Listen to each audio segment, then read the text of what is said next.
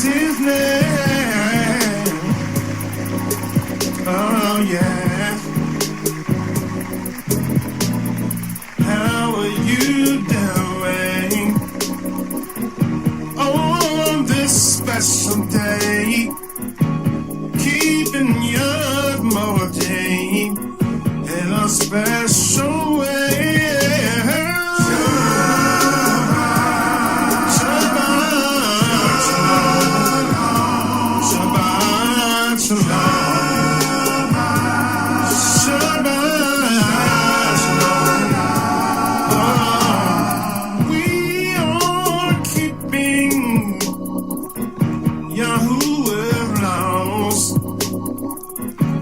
In our enemy's land to revolt the curse. Shabbat, Shabbat, Shabbat, Shabbat, Shalom. He promised that he would gather us from the land of the enemies called Babylon. Shabbat shalom. Shabbat shalom. Shabbat shalom. We are looking forward to the gathering of the saints of Yah to the new Jerusalem.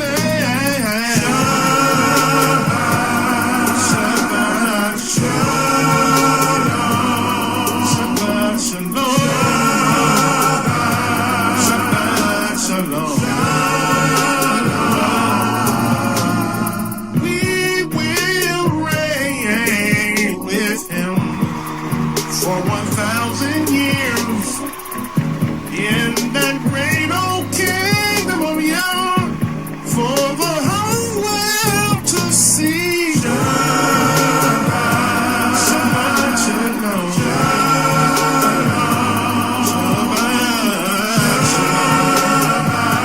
Shabbat shalom. Shema Yisrael. Yahuwah is one. Let's celebrate him now. For the battle is already won. Oh, yes it is. Oh, Shabbat Shabbat Shalom. Shabbat Shalom.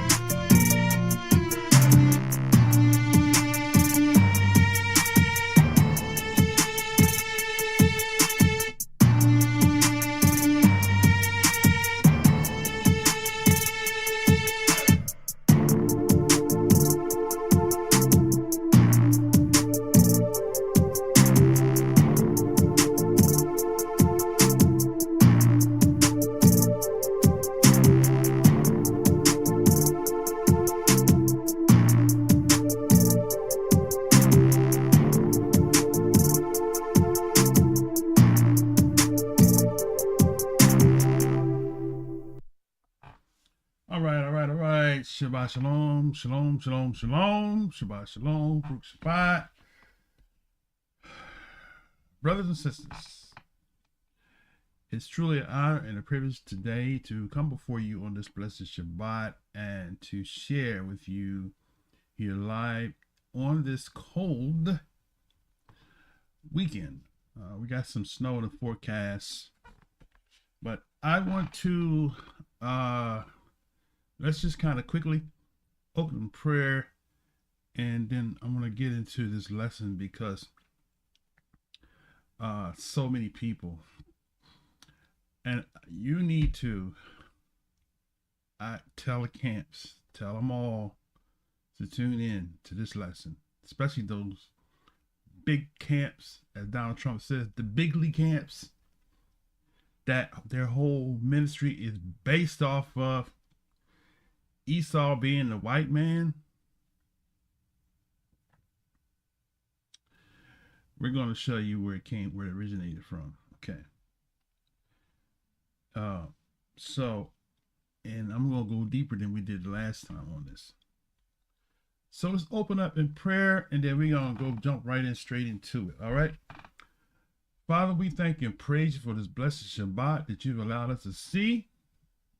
We come before you on this blessed Shabbat as we make preparation to go into this season headed towards the new year, as we prepare to share in our historical dynamic from the biblical texts, the history of the so-called black people. And it is our desire and our prayer that you would give us the articulation of speech as we share this day, that you would give us, help us to empower us to communicate to those who are coming to glean off of what you give us to share on the subject matter, to bring forth clarity and comprehension. We do come before you in the name of Yahshua HaMashiach, who came through 42 generations to enable us to be grafted back to the olive tree. We praise you and thank you for him, the anointed brother, Mashiach. We give you praise, give you honor. In Yahshua HaMashiach, we say hallelujah, hallelujah, hallelujah. Torah, amen. You know, I just said something. A lot of people don't know that. When you say, a lot of people say Mashiach, and those of you that are Hebrew scholars, you could attest to what I'm saying. And when think about what you're saying, when you say Mashiach, do you actually know what you're saying? You're saying the anointed brother. Yahshua is the anointed brother, right? Mashiach. Mashi means to be anointed. Ak is a brother. So Yahshua is the HaMashiach, the anointed brother. Now, my Torah only brothers, we had this battle down through the years, right? Every person that the Most High called is a Mashiach. But there's one specific person who was called to be HaMashiach, which means that he's the one that's going to unify the nation and to bring the nation under one banner. That's why the significance of Ha is important when you say the Mashiach versus Mashiach, right? There's only one HaMashiach. There could be many Mashiachs, anointed brothers, okay? Or anointed sisters, but we don't say we don't say we don't say ma. I mean, how would you say anointed sister? Makoti. Makoth. Okay, so Shikoth. We don't say Shikoth, right? Anointed sister, okay. So that's your little nugget for the day from the language perspective. So yes, today, brothers and sisters, as you can see, let me see if I can bring it up on the screen here. As you can see from our title of the lesson, Esau the devil versus Jacob the priest. Esau, and notice Esau is not white on this picture, right? Esau is red. And when you look at this picture of Esau, what do you see? Look at the contrast between Esau and Jacob. Okay? One is red and one is a chocolate brother. Okay, so you got red as in red bone. Look, even his hair, they got his hair red. His lips are red. Everything red about him.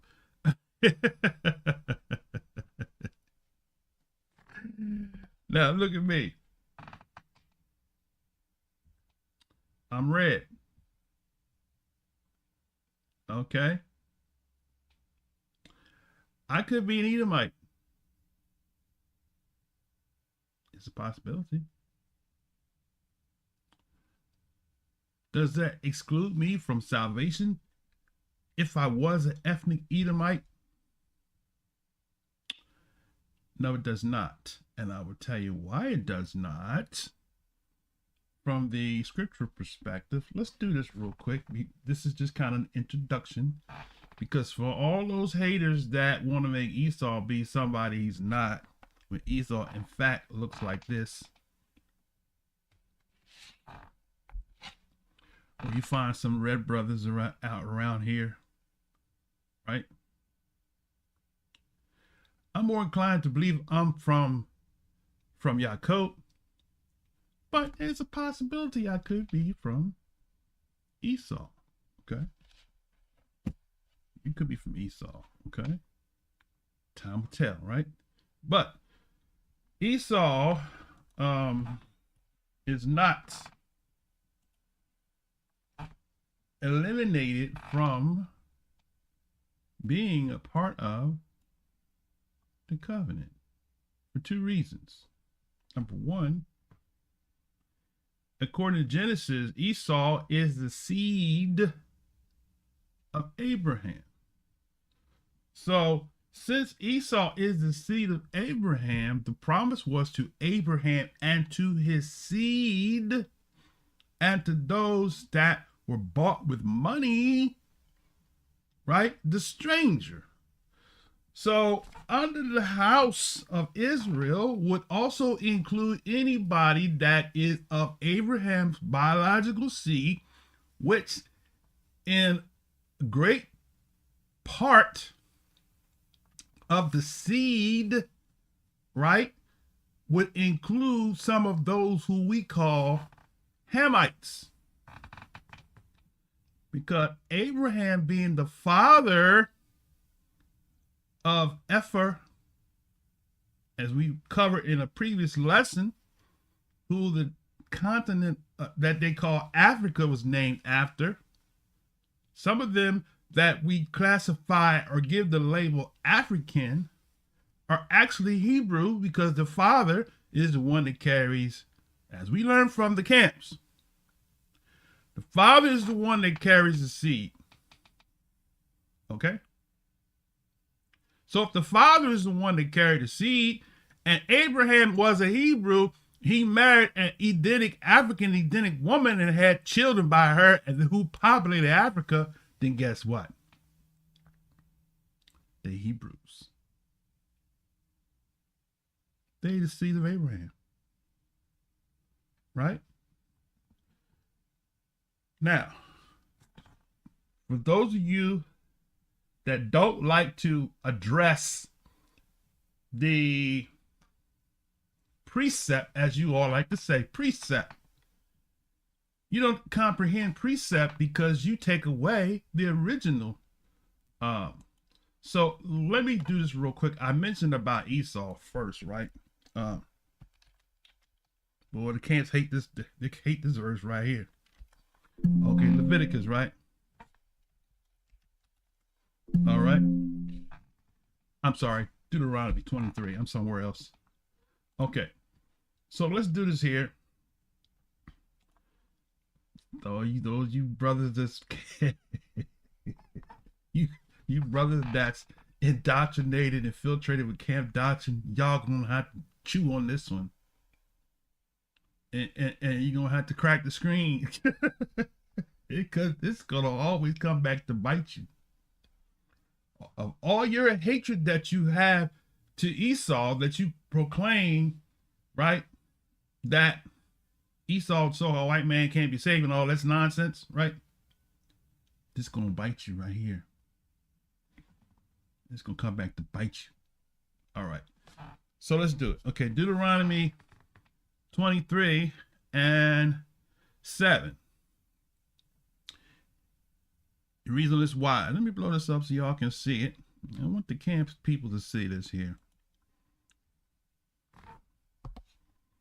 Somebody tag Bishop Nathaniel on this here. I know he tells his members not to watch anybody else. They just ignore. But hey, and we Israelites, we supposed to teach each other. So if you got something that I can learn from, I'm gonna tune in. Okay? If you teaching something wrong, I'm gonna show you your transgressions. Like, I'm gonna cry it out. Bear not. I'm gonna show IUIC, Bishop Nathaniel, your transgressions when you teaching this false doctrine. You got a lot of them out there that's teaching that. I could go through, put on the screen links to everybody that teaches that, right? I reach out to them all the time. Call the brother. They won't call. Why? Because they're making money off of teaching falsehood, right? All right, now, so back to it. He says, thou shalt not abhor. I want to bring this, I want to blow this up real big. I want the world to see this. Let's make this full screen. Okay. Thou shalt not abhor, underline abhor, an Edomite, for he is thy brother.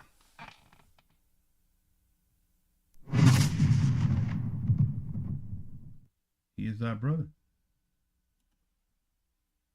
Thou shalt not. One more time. I'm not even gonna finish the verse just yet. I just want to rub it in. I want to rub it in your face. I want you to get it in your spirit so you can get mad and throw something at the screen. You remember Jacob Israel? You say, you heathens. you stiff-necked Hebrew. You. All right. Jacob Israel is the brother that Mr. Hebrew one. He got the radio channel, Israelite Radio Network. Okay. He used to go off on power talk. You stiff-necked Hebrews down here in St. Lucifer, Missouri. All right. I want to rub it in. Let's read it again. Thou shalt not abhor an Edomite. I'm going to do like they do. Rub it in. What does it mean to abhor? What does it mean to abhor an Edomite? See, read it, brother. Jacob have I loved, but Esau have I hated. Read it again. Read. Jacob have I loved, but Esau have I hated. Bring it out. That's the pillar and the bullet point of your whole false doctrine of Esau being the white man, right? It's false on many levels. So many levels that this sharing I'm gonna do today is just a surface of that. And the reason why we put the title there, because I knew it was catchy, Esau the devil. I'm gonna call Esau the devil. All right, catchy title, right? Esau the devil. You know what the devil is, right? Okay, now let me get back. So thou shalt not abhor an Edomite. Abhor, right? So we look at the word abhor, right? Let's bring it back in here so you can see. The word for abhor is ta'ab, which means to loathe, to morally detest. Wow. What you bringing to the table, brother? So when you hate on Esau and you put a label on Esau that you got incorrectly, it's called, what do you call that? When a person mistaken identity. Esau being the white man is a mistaken identity. That's identity theft to the highest mark, because you're making, we're going to show you where it came from. Don't touch that dial. We're going to go in deep, right? But Esau, he said, you shall not loathe or detest an Edomite, because if the so-called white man is Edom, then guess what? He's a Hebrew, and he's your brother, and you gotta love him. You gotta love him. That's what Torah said. Now, are you gonna follow your emotions, or are you gonna follow what Torah says? Right? Do you want to be right, or do you want to follow Torah? Because you can make the scriptures and twist them around to satisfy your anger and frustration at white people, right? To give them a false identity so you have a reason to justify you doing the same thing that they did in the Hamitic doctrine, to say the blacks was cursed with the curse of Canaan. They called it the curse of Ham incorrectly, right? And wrote it down in the Talmudic writings. So I'm giving you a hint. Majority of falsehood narratives originated in Talmudic rabbinic writings, right? That's where your Esau is the white man doctrine originated. We're going to prove it to you today. We're going to prove it to you in a living room near you.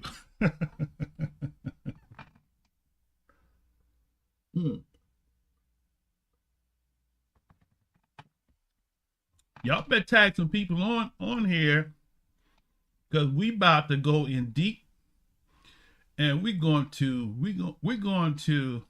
do a soft reset. We're not going to do a hard reset on this doctrine yet, because I'm writing the book. I'm not going to give you all my ammunition that I got, because I got so much. Look, if I went to the court of law with this doctrine of Esau's white man, I would win bigly, as Trump said, bigly. I would win bigly on this. I got so much proof. I'm going to share just a little bit of it, because y'all going to have to buy my book. I need y'all financial support. I work hard and labor hard to produce this stuff. I need y'all to support a brother. I don't want a brother on the street begging for bread. All right. Now, y'all, those that's coming in, 16 people. I'm not going to boss you around, but I should have 16 likes, right? All right. Should have 16 likes on this video. 16 people in this room. When you like a video, it doesn't mean that you watch the whole thing. So that's the misnomer we get. And if you're watching on your TV screen, we get that you can't. You actually can like it from the screen if you know how to navigate to the screen on the TV. Use your little remote control and go over there, and you can like. And if you got an advanced TV, you could even leave a comment from your TV. I figured it out this week. I was like, oh wow, you really can leave a comment and like something from the TV. Okay, they get.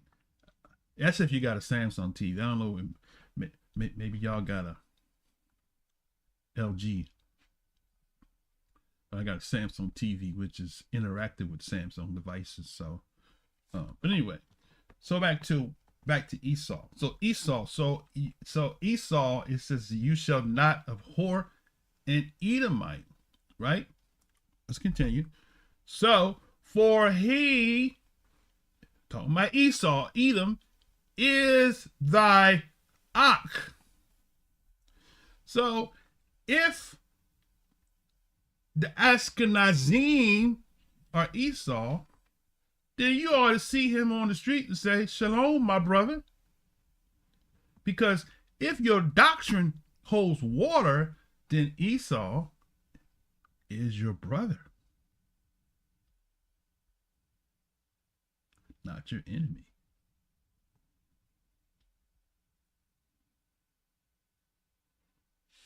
Right? Wait a minute, I'm looking for my crickets.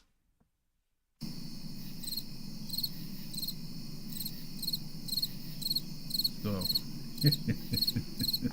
oh, that's enough. So, see, y'all hate a brother for telling the truth. I would tell the truth because, hey, I'm not the one that's making buku money off of telling lies. Y'all are. So you got to continue to push that narrative, that lie, that Esau is a white man. But then, once again, if you are following Torah, law, statutes, and commandments of the Most High, as y'all say, if you following Torah, then you going to call him your brother, and you going to say, Shalom, brother. Shalom, Ak. He's your brother.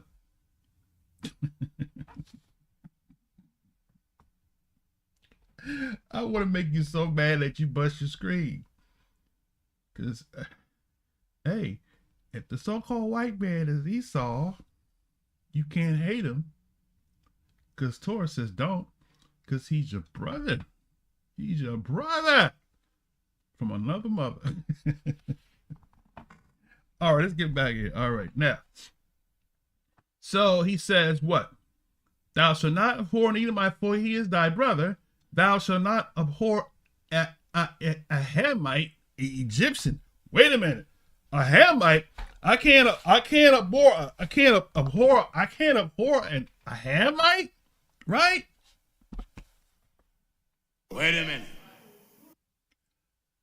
So all this doctrine, Esau, the white man, I can't have hatred towards him, and I can't hate the Hamites either.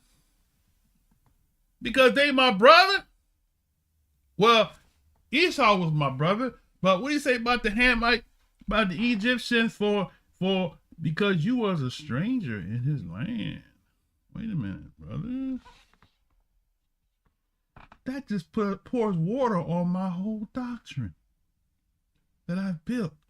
I built my camps off of empowering them with twisted scriptures to justify them to have a reason to hate the African Hamites and the so-called white man. I just gave them justification by using the Bible.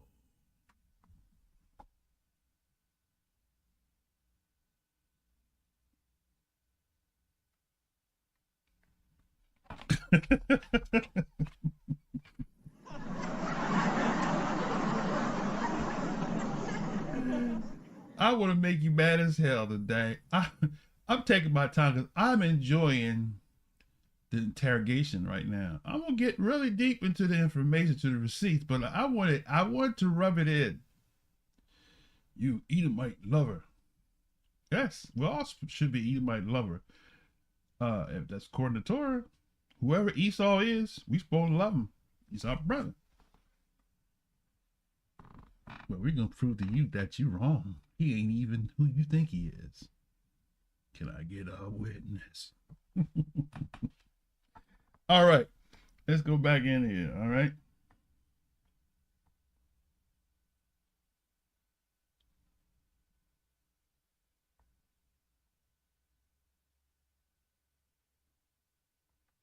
Right. Oh, Lion Pride said. Lion Pride said Esau and Yefeth fought my device from getting here since 8:55 a.m. Wow.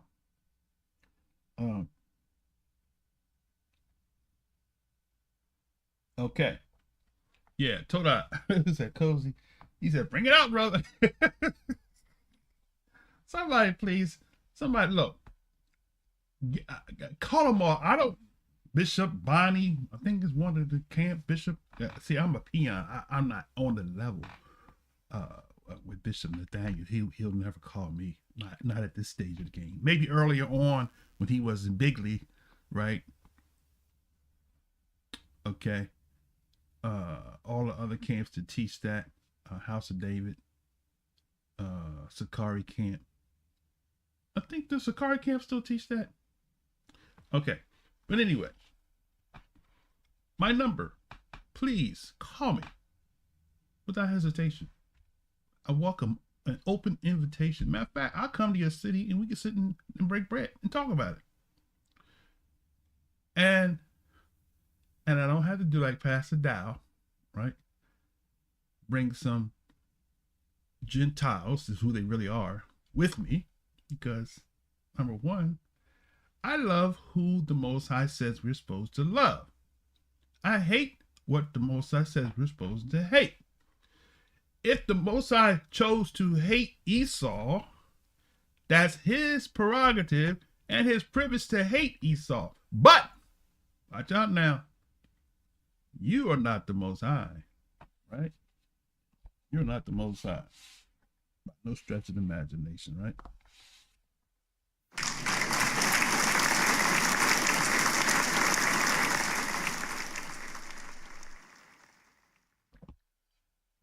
He reserves the right to be the Most High. You deserve the right to be the servant.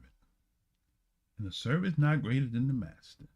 The master chooses to hate or says he hate, whether it was a whole nation or whether it was an individual or whether it had to do with the Edomite spirit. See, because Esau was one person, not a whole nation that he hated. Uh-oh. That went over somebody's head. So, now, Esau, you shall not hate an Edomite, for he is thy brother, and you shall not abhor an Egyptian, because you was a stranger in his land. And watch this now. This next verse is going to make you mad as hell again. The children that are begotten of them, read again.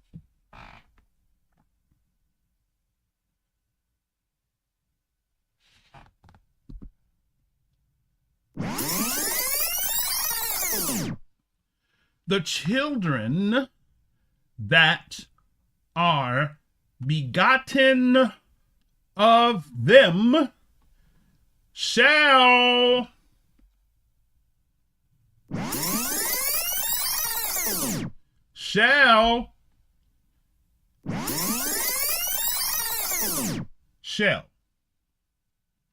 enter into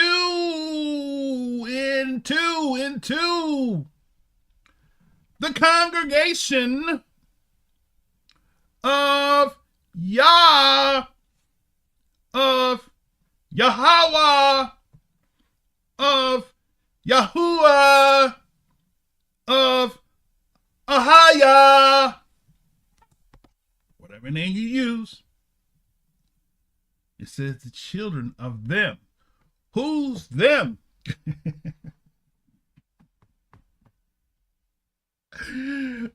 Y'all don't like me today. I'm trying to tell you. Stick to the scripts, as the young brother says. Stick to the scripts.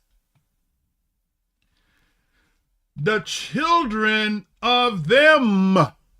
Who's them? Edom and Kemet. Mizraim. Wait a minute, brother. They're not from the father Abraham. They're Hamites. They from Esau. Esau's a white devil.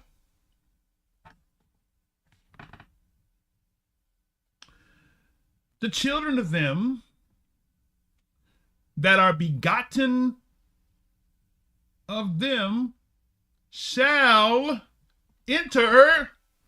Shall. Not possibly, not maybe, not, oh, if I let you in.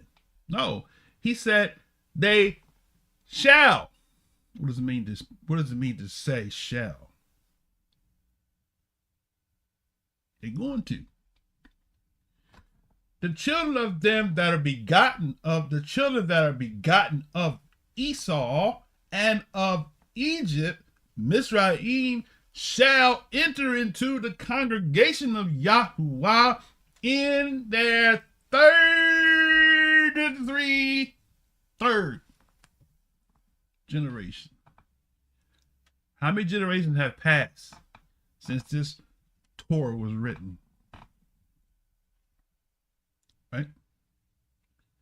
Now, I got some more ammunition. We're going to go back to the original precept. That's when you talk about precept. You can't precept by taking a verse here and a verse here and a verse here and stirring it up, making a cake. That's what the camps do. Right? Called the doctrine of devils. We got to stick with the precept. Dodo brain. Now, I gotta take a look.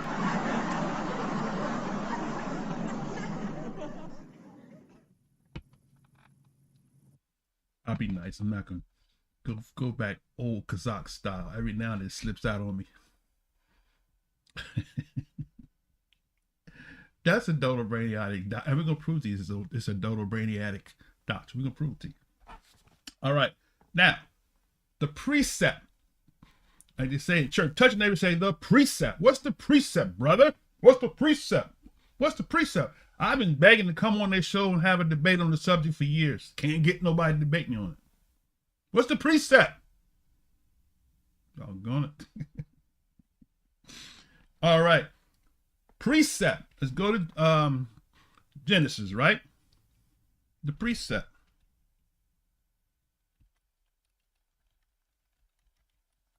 All right. Now, Genesis 17. Because if we're going to teach the covenant, if we're going to teach the priesthood of Yah, we need to comprehend. That's why we're doing this whole series, showing you who the called out ones are. We've got to go back to what the Most High promised, right, to Abraham, who was a descendant of Terah, who was wicked.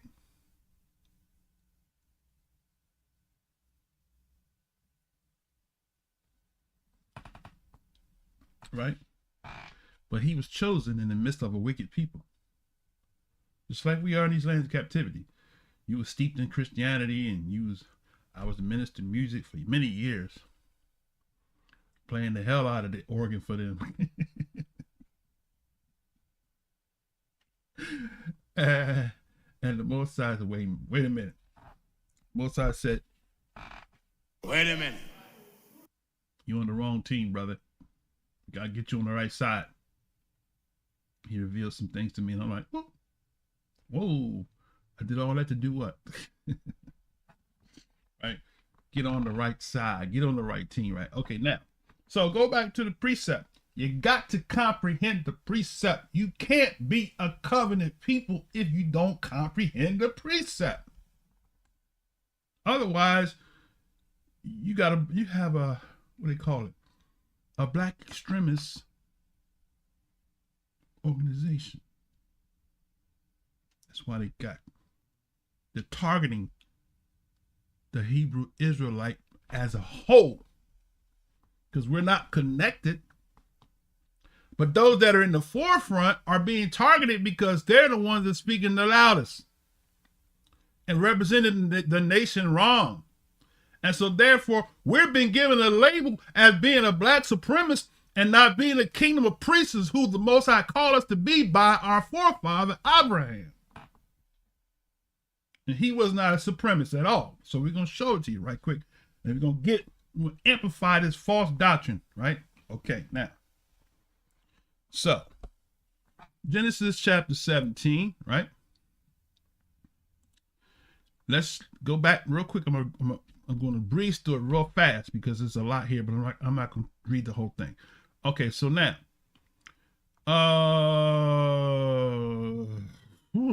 let's start at 1. Abraham was 90 years old and 9, and Yah appeared to Abraham and said to him, I am Almighty Yah, walk before me and be thou perfect. And I will make my covenant between me and thee, and I will multiply thee exceedingly. And Abram fell on his face, and Yah, look at that. There goes the revelation right there. Abraham fell on his face. He need to beat his chest and say, we Hebrew Israelites. That's when look, I'm gonna tell you something real quick and we'll get back into it. When I discovered I was an Israelite, I was like, wow, what did we do wrong? Because we the tail. Like I said, Deuteronomy 28, you're the tail and not the head, right? As a nation. I'm not talking about individual accomplishments. We all have different individual accomplishments. Okay, but as a whole, as a nation, we're the tail. We don't have a nation. I was thinking yesterday, I was buying some libations for the weekend. I said, where can we go to buy black brew? Where's the black brewing companies at? Everybody's got, Mexicans got the Corona beers. They support their Corona nations. Where do we go to our local liquor store and find a black-owned libation company that we support? Right? It's not Bush. It's not Sutter Homes. And you can roll a whole list out. None of it is black owned. Okay. So we the tail brothers. It's the tail for sure. All right, now. So Abraham fell on his face, and Yah talked with him, saying, as for me, behold, my covenant is with thee, and thou shalt be a father of who? Many nations. Now underline this word right here, nation, right? Nations. Nations is the word goy, or plural, goyim.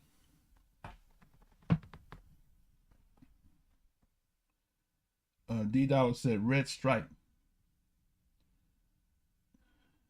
I guess you have to go to a Jamaican store to find that. Okay.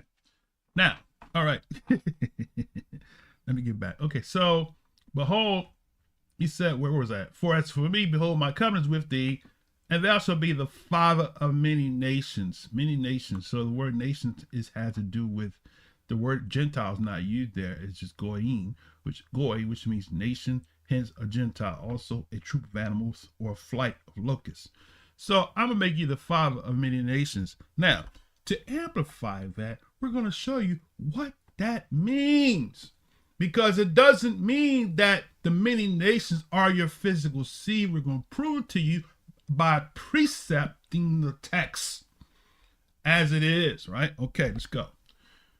For neither shall thy name be called Abram, but thy name shall be Abraham, for the father of many nations have I made with thee.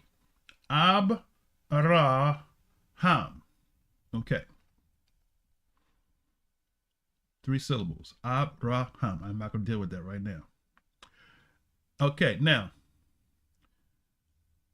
I will establish my covenant between me and thee, and thy seed after thee. So we know, underline seed, because we do know seed is impacted in that. That's why I saw this African brother teaching that it doesn't matter. No, brother. He went all through the table nation and he said it doesn't matter. It does matter because the Most High is going to remain, had the seed to remain, because the seed is part of the promise, brother. You can't throw the seed out and just say we just got to be in Christ. I'm going to show you that in this lesson. What they do is called supersessionism or replacement theology. Okay, the reverse of that, you're going to see that in this lesson. Okay, now, so the seed after thee. So the seed is encased in that, right? So the seed between me and thy seed after thee in their generations for everlasting covenant to be a Elohim unto thee and to thy seed after thee. So number one, let's be clear. The seed has to remain. Somebody that is leading this thing has to be the seed, because that's part of the promise, that's part of the precept of the covenant of Yah. There must be a seed of Abraham intact. And specifically through that line that the Most High promised in that sequel. Okay? All right. Esau is still part of it, but he's not the leader of that seed, as we know. Okay. But you can't kick him out because he's not that leader of that seed, because he's part of the promise too. So is Ishmael. Okay. Now, Abraham is said, after thy seed and thy generation after thee, and I will give unto thee and to thy seed after thee the land wherein thou art a stranger. So the land belongs to the seed, right? Not the stranger. Although they can have a part in it, but the land belongs to Abraham's literal, not spiritual Israel. Watch that now. Throw the book at you. The literal seed, right? We're going to show you why it's important. Okay. So I will give unto thy seed, right? This land wherein you are a stranger, as we covered. Abraham was a stranger in Canaan and was under the rulership of a Shemite king called Shem Malak Sadat, still in Canaan. After he died, the Canaanites became the masters of the land and they corrupted it. But that's a whole nother lesson. Okay, now. So Abraham, thou shalt keep my covenant. Oh, let me back up.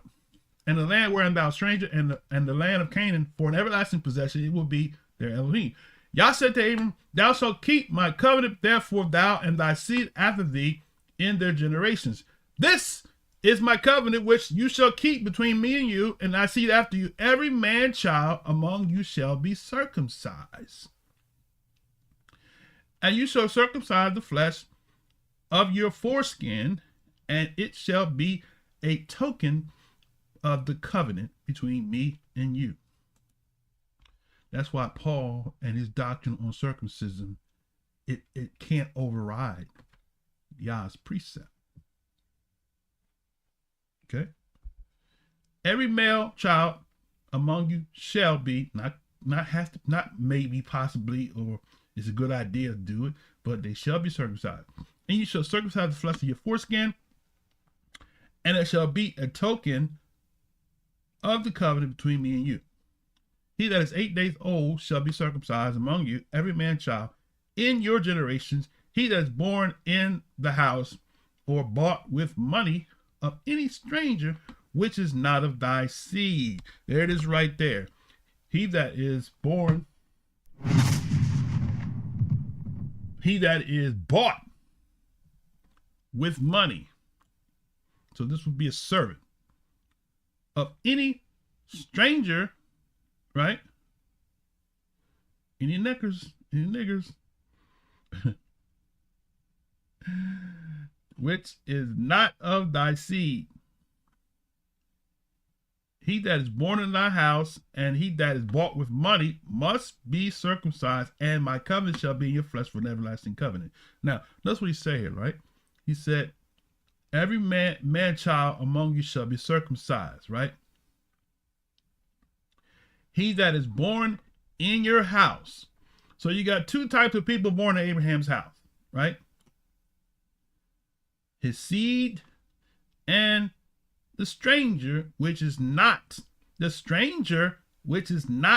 the seed. How do you get that wrong? The stranger which is not of the seed, right? So anybody that's not of Abraham's seed could be a part of the circumcision, part of the covenant, because the Most High told Abraham, I'm going to bless your seed and those that are bought with money, his servants, right? That's why in the kingdom, there are going to be people that's going to be a part of the covenant that's going to serve, not like chattel slavery, but be servants to the physical seed in the kingdom. Abraham had Hebrews that were serving him. They were still part of the covenant. Okay. So now, with that said, so I said that was my introduction. That if you are an Edomite, you are a brother to Israel, and anybody that hates the Edomite are in total disobedience to Torah. You are in, disobedience is at the sin of witchcraft. So if you teach in your camp to hate a people that you have laid with Esau, then you are in error, and you are teaching your camp to transgress against the covenant of Yah. Let that sink in for a minute, okay? Or two, or three, right? Now,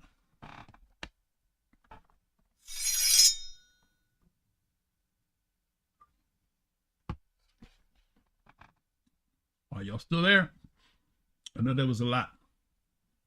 Okay, so now, back to the lesson at hand. Okay, so that was the foundation. So we got to get that foundation straight, right? We have to get that foundation straight. And when we get that foundation straight, once again, I want to show this picture on the screen here. The lesson is Esau, the devil, versus Yaakov, the priest, right? Esau looks like this brother on the left, right? That's Esau, the red people. Okay.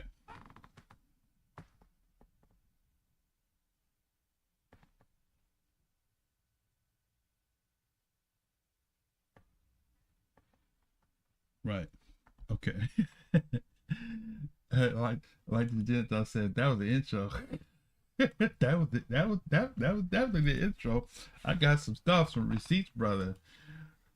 Okay, now what I want to begin with is this here, right? So since the title of the lesson is Esau, the devil, right?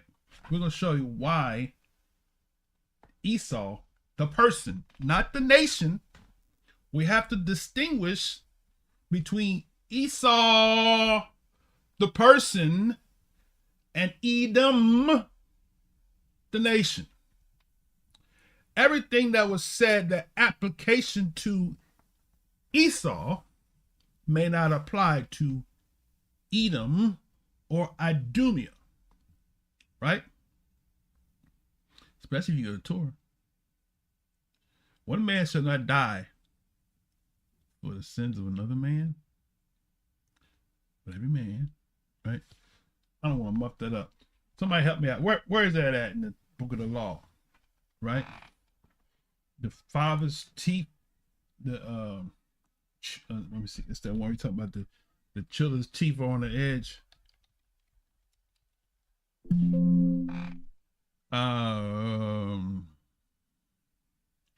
It's Jeremiah 31, right? Okay, Jeremiah 31 and 29 says, in those days shall no more the fathers have eaten sour grapes, and the children are set on edge. Let me bring it on the screen here. Okay. Let's move this out the way. Okay. 29. Let me get. Okay, the children are set on edge. But every one shall die for his own iniquity. Every man that eateth the sour grape, his teeth shall be set on edge. Right? So, every man's going to die for his own, right? Okay.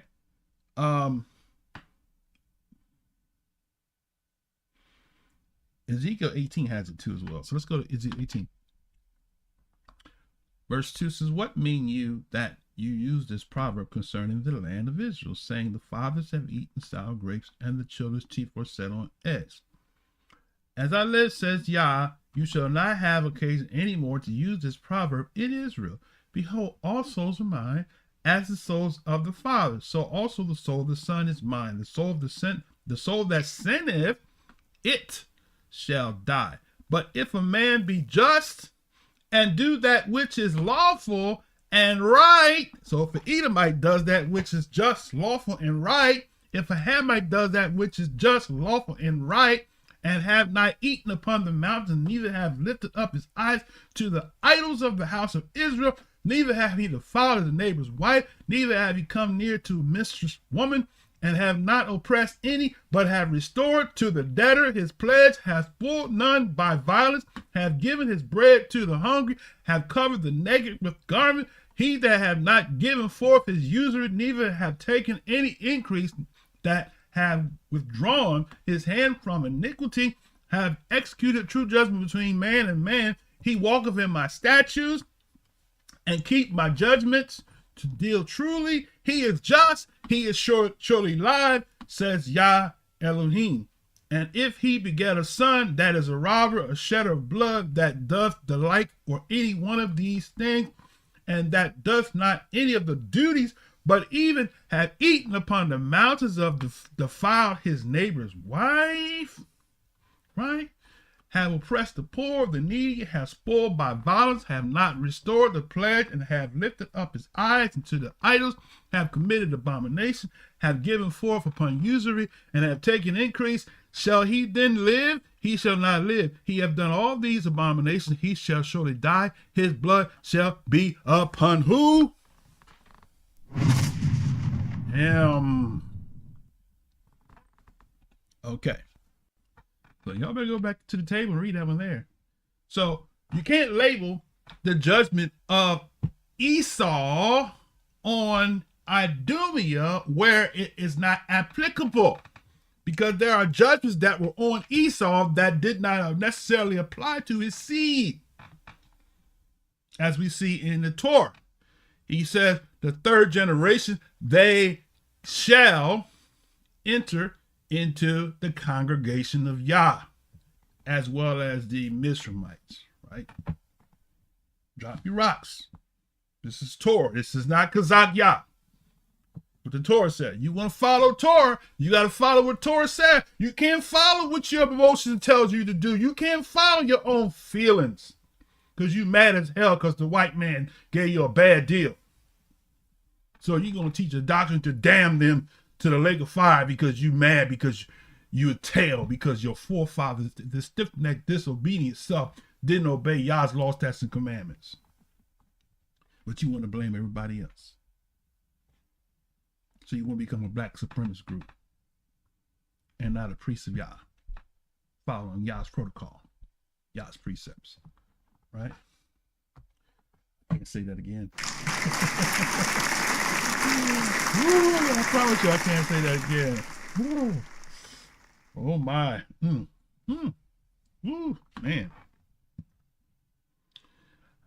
I'm gonna try to get it all in, brothers. This is one of the lessons that's a series in itself, right? Okay, all right. Let me catch my breath real quick. Take another drink.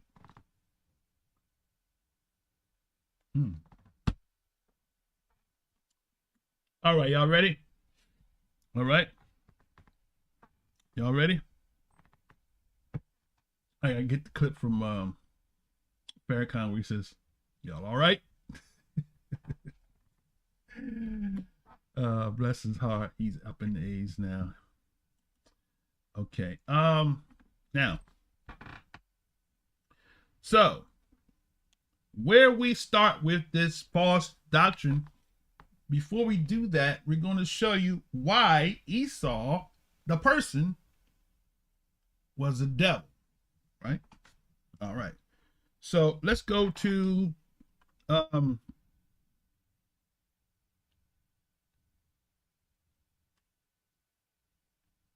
I'm gonna go backwards because I got it backwards, so I'm gonna go this way. Okay. So let's go to the book of Jasher, right? And we're going to read at this one particular verse, chapter 28. Everybody, let's go to Jasher 90. We're going to cover that too, okay? I'm going to move expeditiously now, okay? So I'm going to give you a whole lot. So you can, this part, you're going to have to reverse back and go back because I'm going to go fast, okay? All right. So 28 says, this is the book of Jasher, Yashar, the ancient book of Yashar, chapter 28. Now what I'm going to do is I'm going to do this for you so you can see what version I have here. You can download. This is a PDF copy of the ancient book of Yashar or Jasher. Okay, in translation based on the original Hebrew with the original introductory notes to the English edition, ancient book of Yashar, referred to in Joshua, 2 Samuel, ... Okay, this is faithfully translated from the original Hebrew to English, New York, published first edition 1840, right? Okay. So now we're going to go on a PDF. We're going to go to, so you might want to print, you might want to freeze the frame, copy that, go to Google, go to archive.org and search for that ancient book of Jasher. Look for that particular edition, right? 1840, and you'll have it, okay? So you're going to want to do that, and you're going to want to back this part up for those that don't have a copy of the book of Yashar or Jasher, right? So we're going to go to page 69 in the PDF and enter. Okay, now. So this is chapter 28. Okay, so we're going to skip down to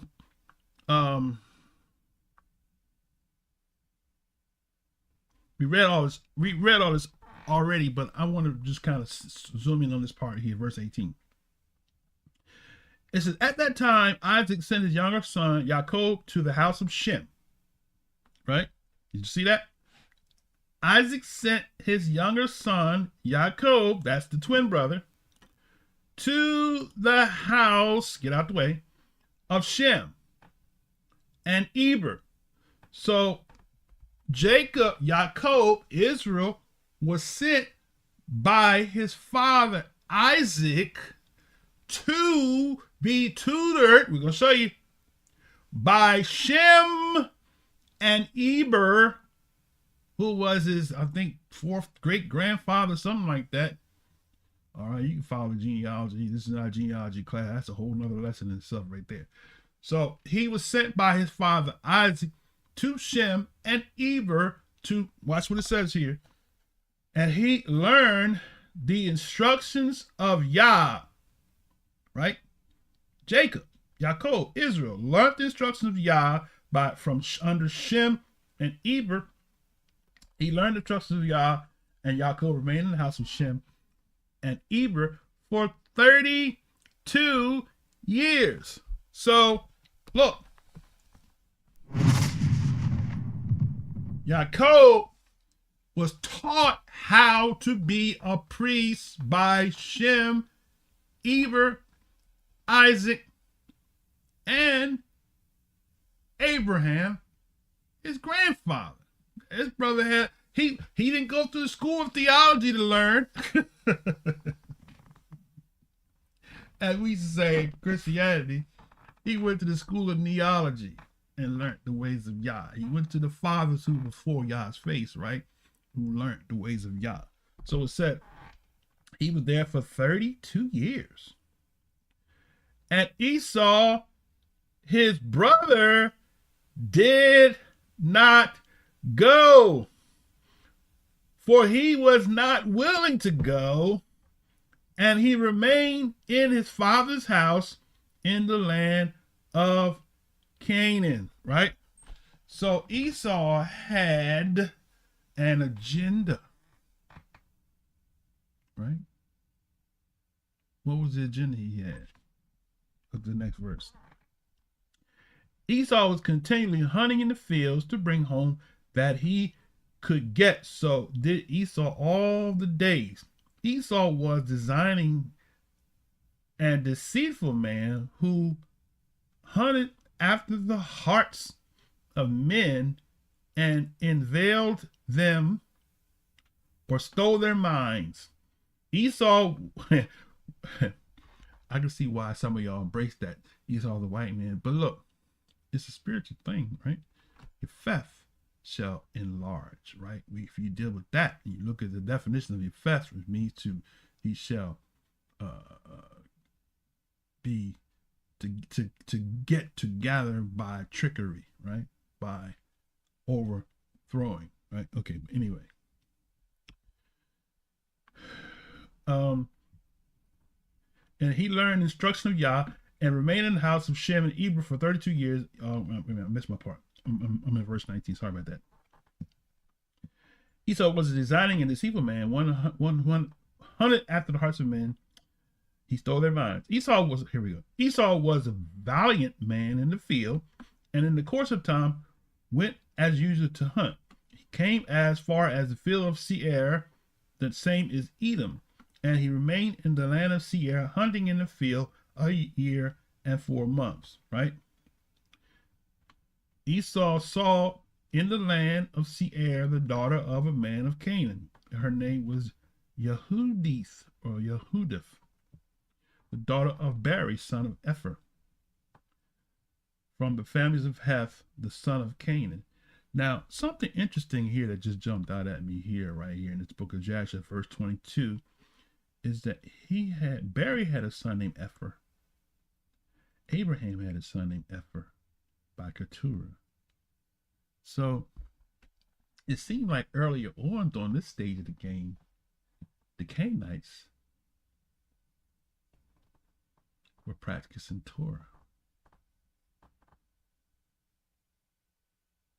They were in compliance with the covenant at this stage of the game, because Shem was the king, Malak Sadak, right? Adoni Sadak. Okay? It wasn't until after he died that they became idolatrous. Because remember, when Abraham left from Ur the Chaldees, they were idolatrous in Ur the Chaldees. The Most High told them, get out of Ur the Chaldees, go to Canaan. So Canaanite, at that junction of that time in history, were not pagan worshipers. They were servants of Yah under Shem. Man.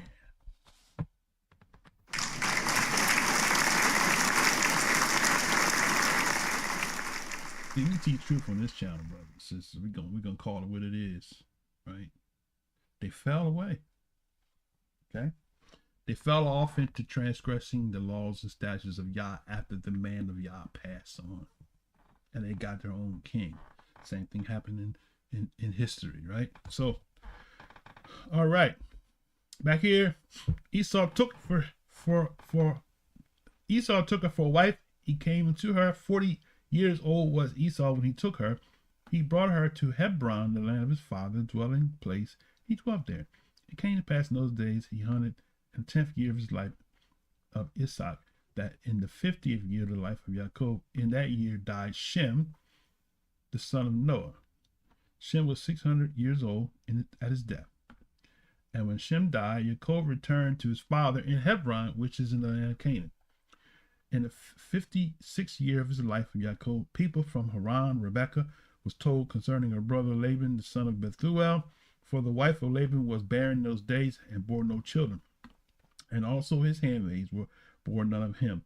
And Yah afterwards remembered Adinah from the wife of Laban, and she conceived and bore twin daughters. Laban called the names of the daughters Leah and who? Rachel, or Rachel. And those people came and told things to Rebekah. Rebekah rejoiced greatly, and Yah had visited her brother, and that he had gotten children. Okay? All right, now.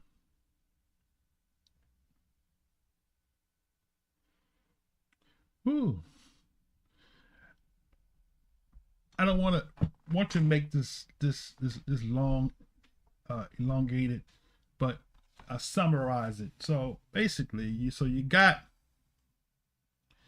they're basically explaining to you how it was set up to where we read earlier in the previous lesson, Esau went and killed Nimrod and took over the garments that the cover the coat of skins that the Most High put on Adam when he transgressed initially, that was passed down to Noah and Shem, and Ham stole it and gave it to his son Nimrod. Nimrod put on the skins of Abraham and became a conqueror and a killer. Esau knew about the skins. He went down and killed because he knew something about that coat, that conquering coat would make him great.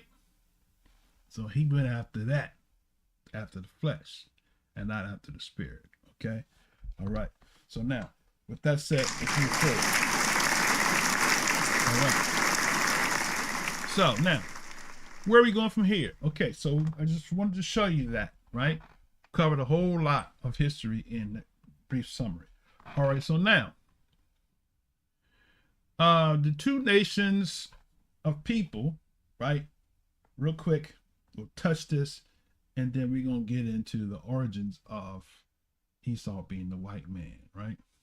So, Genesis 23, I'm just going to kind of quote, I'm not going to read it for the sake of time. Says, Yah said to her when she became pregnant, he said, 2 nations are in your womb, and 2 manner of people shall be separate from your bowels, right? And the one people shall be stronger than the other, and the elder shall serve the younger. So this is where it all begins. Who does the elder represent that's going to serve the younger? Right? So you got a whole lot of different doctrines about who Esau is, right? Nobody wants to be the servant. So everybody want to make Esau be that one, right?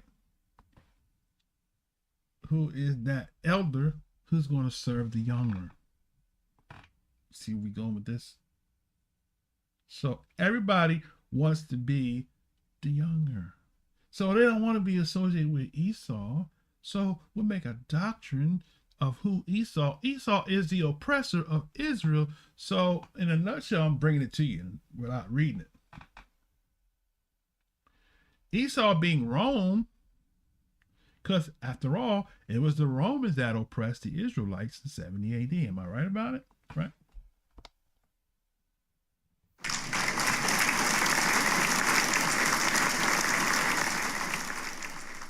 So why not make Esau be Rome? And let's use the book of Joshua to support it. We're going to go to chapter 90, and we're going to make him be one kingdom with Rome. And we're going to push the narrative that, oh, Esau and Rome are the same people. The Esau founded Rome. We're going to write about it in books, and we're going to pass it down because we know in the last days, Deuteronomy chapter 30, that the children of Israel are going to wake up and know they Israel, and they're going to say, oh, we Israel, and who are they? Oh, they must be Esau.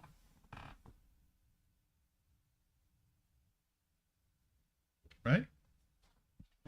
Okay. So, key I want to bring out in that passage, it says that 2 nations. The word for nations used in that is goy. Right? And then it says, and 2 manner of people. It's one phrase used in the 2 manner of people. It's the word called laum, which means to gather or community. Right? So, it didn't say 2 colors of people, as the camp doctrine teaches. It says 2 nations, right? It says 2 nations, like in Genesis 17:20, right? In reference to Ishmael, he said he'll make him a great nation, right? And Genesis 18:18, regarding Abraham, he said, I'll make you a great nation. We read that earlier, right? Genesis 35:11, he made reference to Yaakov, saying, I'm going to make him a nation, right? So he didn't say, I'm going to make 2 colors of people, because all so-called whites are not the same people. They're tribal people. They're not from the same stock. So you can't hold that doctrine as a true doctrine, because all whites are not the same, just like all blacks are not the same, right? Right, so I'm cutting some stuff short, right? So then this leads us to the next point, to the point of contention, right? So who started this Esau being the white man, right? Who started teaching that Esau was the white man, right? Did the Hebrews start teaching that? Did the so-called Hebrew Israelites of the day start teaching that? No. Okay. Now, would you be surprised to find out that the converts who gave us the Talmud started equating Esau with Rome without any proof? And justifying in Jasher 90. I'm going to read real quick and we'll get back to this here. So go to Jasher 90 real quick. All right. So let's pull up Jasher. Okay. And let's go all the way down to chapter 90. Oh my goodness. Way down here. Somewhere down here. Okay. Where am I at now? 45. That's all right. Don't worry about it. I'm going to get there. I'm scrolling fast. Okay. Let's see where we at. 60. Whew. Keep going. Keep going. Okay. Hopefully I'm not making you dizzy. Let's see where we at. 83, we're almost there. Yeah, all right. 86. Okay, 88. All right, 89. Here we go. All the way down here now, mind you, through all that. Okay, so here is where we say, let's see.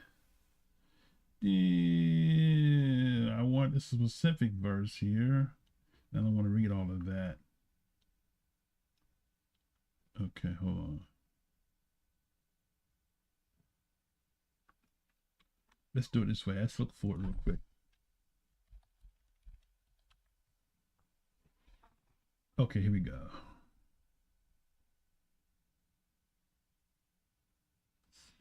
Okay, what is that? Just chapter 90. Okay. That must be a summary page. Okay. This is after 5 years when Joshua had subdued the whole Canaan, right? So it's a whole lot of history here. I'm gonna kind of summarize it here. So remember I told you after Shem and Eber died, that the Canaanites now got their own Canaanite king who was pagan and they started serving idols, right? So this is why Joshua was sent there now to recover, to restore, to reinstate the kingdom back under the covenant, the banner of Yah, right? Under the covenant, the son of Abraham, right? Okay, now, so it was foreshadowed because the Most High knew that Shem was going to, and Eber were going to die. So he wanted to raise up the seed of Abraham, who was righteous, to continue with the righteous laws of the land that was promised to Abraham's seed, or promised to Shem from his father Noah. Okay, so now when you go back in here, so now that's why you see Joshua was fighting against the Canaanites, because they become pagans. Severe battles had rose between Edom and Chittim, right? So Edom began to fight against Rome. Rome is Chittim, right? Okay. Edom came under the hand of Chittim, and they became one kingdom ever since, right? Notice what it said. Edom came under Chittim, and they became one kingdom ever since. They became one kingdom. Now, there's a difference between becoming one people, one kingdom, right? Just like the African American Negroes are in America under the kingdom, the nation of America, but we are not one people. We are a people under another nation. So you can't, as I taught years ago, that Esau became one with Rome, and so Rome is synonymous with Esau, which is false, because they became under, and we can see that in the book of Maccabees, if we was to go there, that Idumea, the descendants of Esau, were under the authority of Rome. Still Edomites, but still under the authority of Rome. Okay, now, so that's where that origin begins. They say Esau became one with Chittim, or Rome. Joshua divides the land between the tribes of Israel in the 26th year after he entered the promised land. Joshua, now 108 years old, exhorts the people to follow the ways of God and renews covenant. See, that's what I just said. So in the land of Canaan, when Joshua is raised up, after the death of Shem and Eber, Abraham, all the pioneers, Joshua, taught, restored back in that land that was once a covenant Canaanites to be a leader to reinstate them back under the covenant. That's why now we comprehend now why the Most High told them to go in there and destroy them. Don't marry them. Because they were so far gone. It was the restoration for them at that point. You had to wipe them out. Right? Okay, and what did they do in Judges chapter 3? They married him anyway. Okay, now. So he said, 108 years old exhorts the people to follow the ways of Yah. He renews the covenant. All the patriots taken from Egypt in coffins are buried, each in the possessing of the offerings of Joshua died at the age of 110. And Eleazar, the son of Aharon, also dies. Now, I didn't want to jump all the way to chapter 90 because I was going to cover this in a future session. But for the sake of the topic, we're talking about the origin of this Esau being a white man. I had to go there to point to you the origin of Rome and Esau, the connection, right?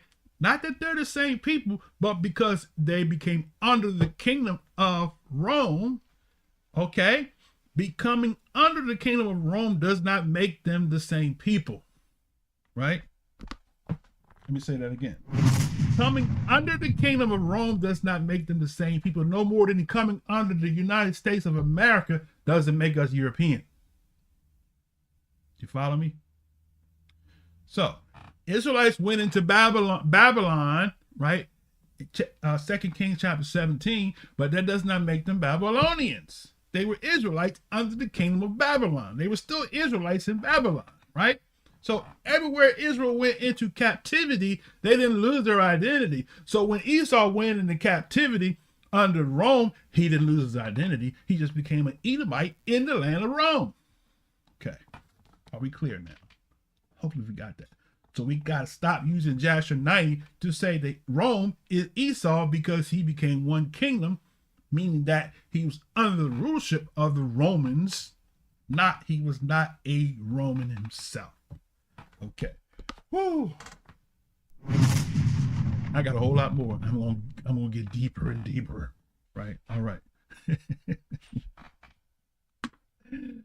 Oh man, I got so much to get out. I can't get it out fast enough. All right. Woo. So now. So the rabbinic teachers, I gotta show you this part. I quoted 2 Kings chapter 17, right? All right. I'm not gonna pull it up because I'll keep moving. Okay. We all know the story. When the king of Assyria took the children of Israel, let's read it real quick. 2 Kings 17, real quick, because I want you to see it, and I don't want to lose my pace. I'm going fast, so I want to. So 2 Kings chapter 17, and I want to go to the king of Assyria took the children of Israel out of and replaced them from Kuhath, right?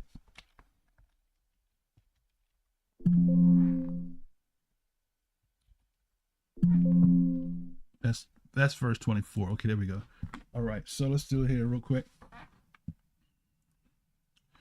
Okay, 24. It says here that this is where you get your origin of the Talmud. Okay, so here we go. Talmudic teachings or oral teachings. Okay.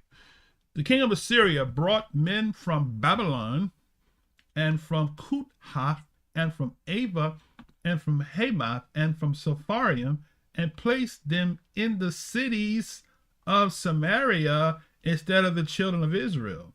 And they possessed Samaria and dwelt in the cities thereof. Right? So now, that does not make the Samaritans Israelites because they were Samaritan citizens. So that's why during the days of the Messiah, when the woman at the well was a Samaritan, she said, our fathers, right?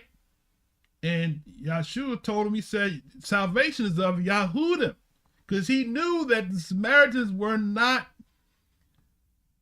descendants of Abraham in no form, fashion, or shape. They were converts, right? All right. Let's go back in here. So now, That's Second Kings. So now, I asked a question. I asked AI, when did this Rome being associated with Esau come into fruition, right? Okay. AI said, I'm going to show you my notes real quick. AI said, rabbinic literature began connecting Rome to Edom primarily around the time of the Bar Kokhba rebellion against the Romans, which occurred between 132 to 135 CE, marking the first significant cluster of midrashim explicitly identifying Rome with Edom.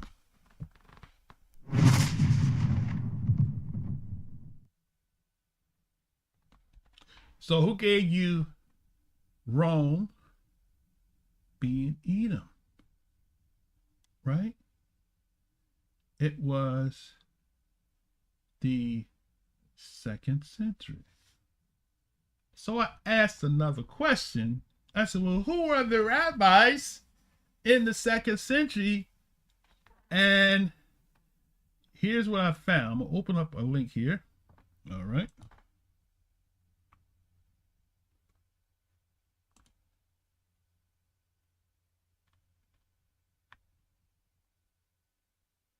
All right.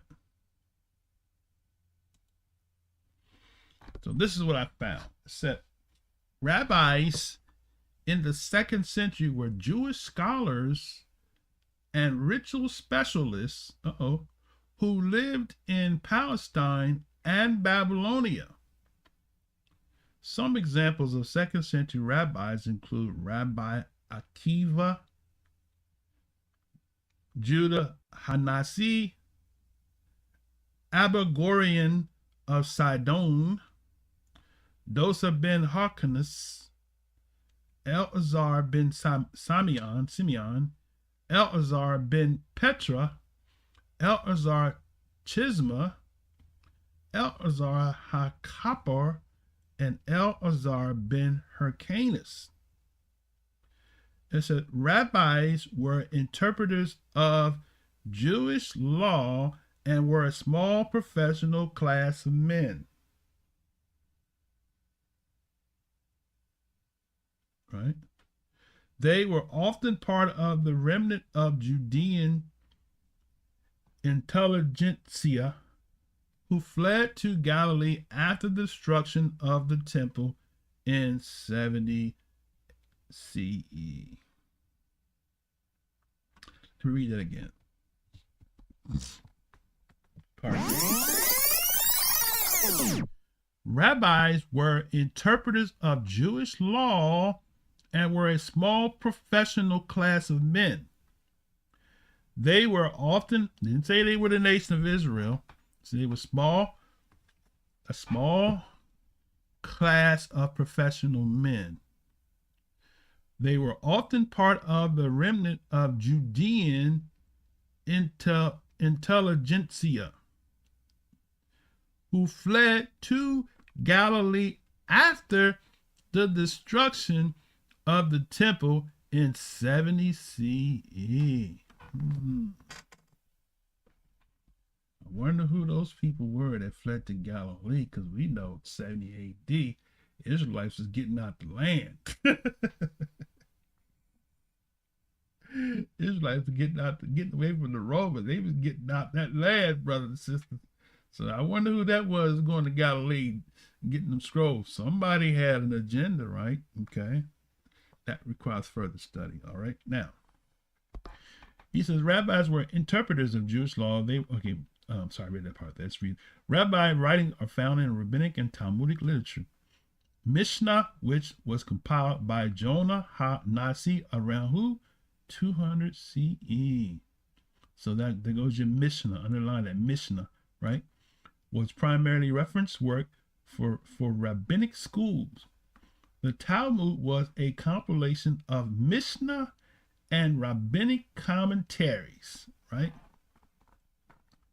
Here's pictures of these and writings. You can get some of these writings, right? Okay, we're not going to do that today. Maybe in a future lesson. Maybe I'll get we book now. He likes stuff like this. Maybe I'll send him a message. Hey brother, dig into that a little bit because he got all kinds of Jewish Talmudic writings and stuff. He has a whole library there. I'm sure he knows about a lot of this stuff here. He covers a lot of it on his channel, right? Richardson Kelly Richardson. How do you keep his name mixed up? Is it Kelly Richardson? Yeah, Pastor Kelly Richardson. Yeah, right. We woke now. So I'm gonna leave that to him, right? Oh, I want to throw a shout out too. Maury Josiah is doing Black history in the Bible. So I'm not going to do our Bible's Black History series as I generally do. I cover clips. I'm gonna continue with our series on this here, and I'll open up with some readings and stuff like that. But for the most part, I'm gonna kind of stick along with the call that ones because I want to continue along with this until we get to Pesach. Okay. So we're gonna cover a lot of stuff in the interim, right? Okay, so it was the rabbis, it was the rabbinic scholars that started the teaching that Rome was Esau, right? And they're not factual, right? We're gonna read something in a minute. All right. So now, AI gave us that information, and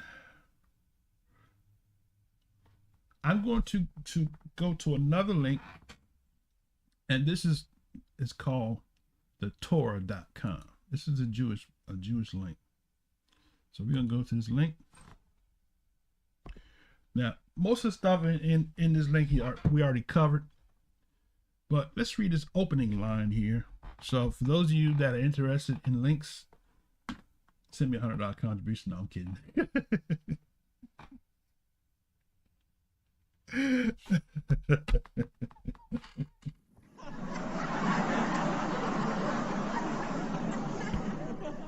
Yeah, no, my other calling was comedian. I should have been a comedian.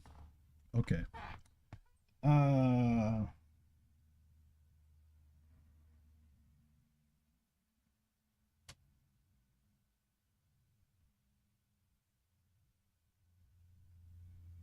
Okay. No, I'm not giving AI any more credit than he's deserving, of course, because AI misses it sometimes. He misses it, but sometimes he gets it right. I can concur with what he's saying because we're going to show it to you.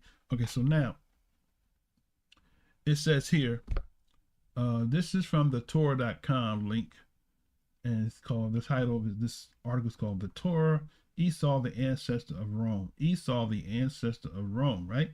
In the Bible, Esau is the ancestor of the Edomites who lived on Mount Seir, right? Southwestern Judah, right? So now there are people that teach that doctrine Esau dwelled in the Caucasus Mountains. They're ignorant because they don't know there was mountains in Israel. Today they still are there. There's still mountains in Israel. That's where Esau dwelled. And when you go down to the territory where Esau sojourned, and I've been there, you'll see the mountains. You'll know that's, the cleft of the rock, right? To get to the Dead Sea, you got to go around the mountains to get there. Okay, I haven't been there. Okay, so I know what I'm talking about. I'm not talking about something I read in a book. I done been there and saw it with my eyes. I drove on that mountain where there's only one lane coming, one lane going, and there's no margin of error there. If you don't know how to drive, I looked over on the side. I was like, man, there's a car over there on the side. I guess he didn't make it. He was sitting on the top of the mountain. Car just, how you going to recover that car from sitting on top of the mountain? Got to get a helicopter to come there and pull them out of there, whatever. But hey, so mountains in Israel, yes, plenty of mountains in Israel, plenty of mountains in southern Israel where Esau, Idumea dwelled in the mountains, right? Okay, let's go back in. So Mount Seir, southwest of Yehuda. So Mount Seir, southwest of Yehuda. So how did the rabbis come to associate Esau? How much time do I got? With Rome. two main factors are at work here: Christianity and Herod. Okay? So, two main factors that connected Esau with Rome. Not historically, but theoretically, I guess. They connected. In other words, what they did, they spiritualized a people and labeled them Edom. Okay. Just like the camp doctrine spiritualizes Esau by saying, see, he's red all over here. Here, see, Esau, they different shades of red, right? Right? They call them rednecks. I used to teach all that nonsense, right? Okay. So the two main factors of the origin of that was Christianity and Herod, right? Now, this is Dr. Malka Z. Simkovich. Okay. We're going to skip through all of them. I'm not going to read this. You can read this if you're interested in the link. Matter of fact, here, I'll just put it in. I'll put it in the comments. So if you're interested in the link, let's see, where's my, all right, there you go. Okay, that's the link to the article. Okay, I'm not gonna read the whole thing. I want to get to the bullet point. Okay, where am I at here? Let's close this one down. This is the one I'm at. Okay, so now here you see Esau and Jacob, the sibling rivalry. We're not going to cover that. Esau struggling in the womb, and there he said, 2 nations are in thy womb. 2 separate people shall issue from the bodies. Okay, so that's the origin. You know, you follow the camp doctrine, you hear them. See, let's go to Genesis 25. 2 nations are in thy womb, right? 1 people shall be greater than the other, right? Then Esau came out. Esau was red all over like a hairy garment, right? That so-called white man is red, right? That's the spiritualizing the text. Same thing that the rabbis did, spiritualizing the text by making Rome to be Esau because of the oppression of the Roman government on the Israelite nation at the time of the conquer of the Romans, right? Okay. So Israel, Edom, the historical connection. So I'm not going to read that. Judean and Idumean, the Second Temple times. Okay, let's read this part right here. Judea and Idumea in the Second Temple time, after the destruction of Yehuda in 586, the Edomites who sided with the Babylonians in their conquest, Psalms 137 and 7, expanded their territory, holding westward all the way to Ashkelon, setting in much of what was once southern Judah, including Hebron, and the Yehudites began to return to the late 6th century BCE. The Edomites were entrenched in south, and antagonism between the groups was heated. Right. Now, he says centuries later, when the Maccabees rebelled against the Syrian Greeks in 167 BCE, we did that. We covered that. We covered that in a previous lesson, right? The Judeans also took their fight to the Idumeans in Maccabees, 1 Maccabee 565, with adjustments. Yehuda and his brothers went out and made war on the sons of Esau in the land of the south. So now, here's the interesting thing we got to cover, like to the Gentiles, right? Esau was still recognized as Edomite or Idumea in 167 BCE. He was still identified as Idumea under the Roman government, which we covered earlier, right? So how can he be Rome if he was identified being under the government of Rome during the Maccabees, right? Let's continue, okay? So Idumea, right, it says here, centuries later, when the Maccabees rebelled against the Syrian Greeks in 167 BCE, Judeans also took their fight to the Idumeans with adjustments. Yehuda and his brother went out and made war on the sons of Esau in the land of the south. So where was Esau at? In the land of the south. He wasn't in the land of the north in Rome. Well, how can he be Rome? Because simultaneously, a clan of Esau was under Roman government, but the other sons still had the kingdom thriving in the southern lands called Idumea. So Idumea still existed while one of the clans of Esau's sons had went to the Roman lands to fight.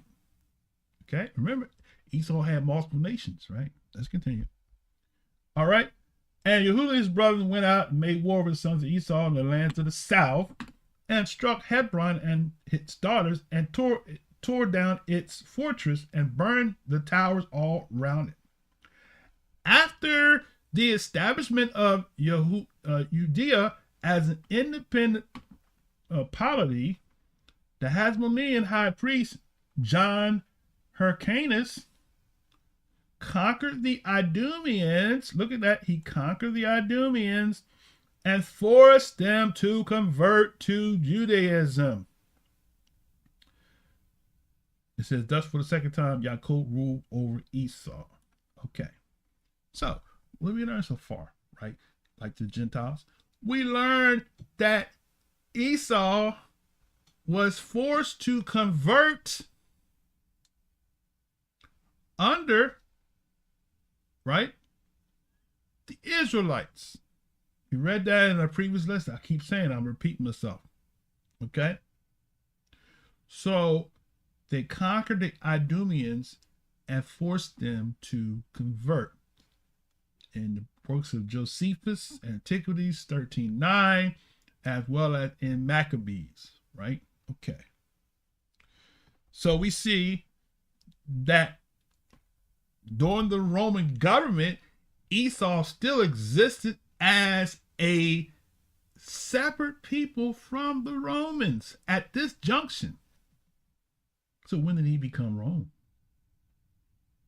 It's a fable, right? I'm going to show you. All right, now. Edom and Rome. The basic sketch of the relationship between the policies of Israel and Yehuda and Judea and Edom Idumea during the biblical and Second Temple period indicates that Edom was a polity that ruled from Mount Seir area from Wadi al-Hassa, southeast of the Dead Sea, in modern-day Jordan, and southward, eventually extending westward to Ashkelon on the Mediterranean coast and northward up to Hebron in the Second Temple period, right? Now, some of this stuff that he wrote in the article, I got receipts for that. It's going to be in my book. He's quoted from other books. This is a Jewish person that's telling you the story. You can go to Funk and Wagnall's Jewish Encyclopedia. A lot of stuff is in there. Okay, but anyway, let's continue. And yet, Rabbinic Midrash associates Esau and Edom with a completely different geographical area. That's what we just said. The Midrash, as well as the historical books, identifies Idumea and the Maccabees too as well. With Esau, I think it was Zepho in the north, and the other sons of Esau, I can't remember which king it was, and still in Idumea, right? Okay. And yet Rabbinic Midrash associates Esau with Edom in completely different geographical areas. The city of Rome in Italian peninsula and speaks of Romans are all Edomites. How did this develop? Question mark. I believe that the two main factors were at work here: Christianity and Herod, he says again, right? To understand the development of the rabbinic interpretation of Esau and Edom, we need to look at a parallel process of allegorizing Esau, which begins with the Jewish Christ, believing homilistic Paul of Tarsus, ca. 564-67. So now this is some stuff that he's writing based on his opinion. I can concur with some of it, so let's just go ahead and go with it, okay? In his epistle of Romans, Paul reminds his readers that that Yah chose Isaac, not Ishmael, among Arabian sons because Isaac was a child of promise and not just a child of the flesh. Already in the epistle of the Galatians, Paul characterized his opponents as Ishmael. Read it again, right? So he's saying in the epistle of Galatians, Paul characterized his opponents as Ishmael. Right? That's where you get your Esau have I love, Esau have I love, Jacob have I hated, right? That comes from Paul. He's quoting, okay, so he's making a point. He says, a point implied at the beginning of Romans 9 as well. After describing how Yah had chosen Isaac, Paul writes that Yah similarly chose Jacob, Romans 9, 10 through 13. He goes on to say, when she, Rebekah, had conceived children by one husband, our ancestor Isaac, even before they had been born or had done any good or bad, so Yah's purpose of election might continue not by works but by call, she was told, Genesis 25:23. The elder shall serve the younger, as is written, Malachi 1:3. Have I loved Jacob, but I have hated Esau. By trying the choice of Jacob to the choice of Isaac, Paul implies, but does not state outright, that his followers should be identified with Jacob and his opponents should be identified with Esau, right? So, in other words, so bringing it home. So what he's saying is this, right? The replacement, Christians replace, the church became the spiritual Israel, Jacob. And those that practice the law of Yah become the spiritual Esau.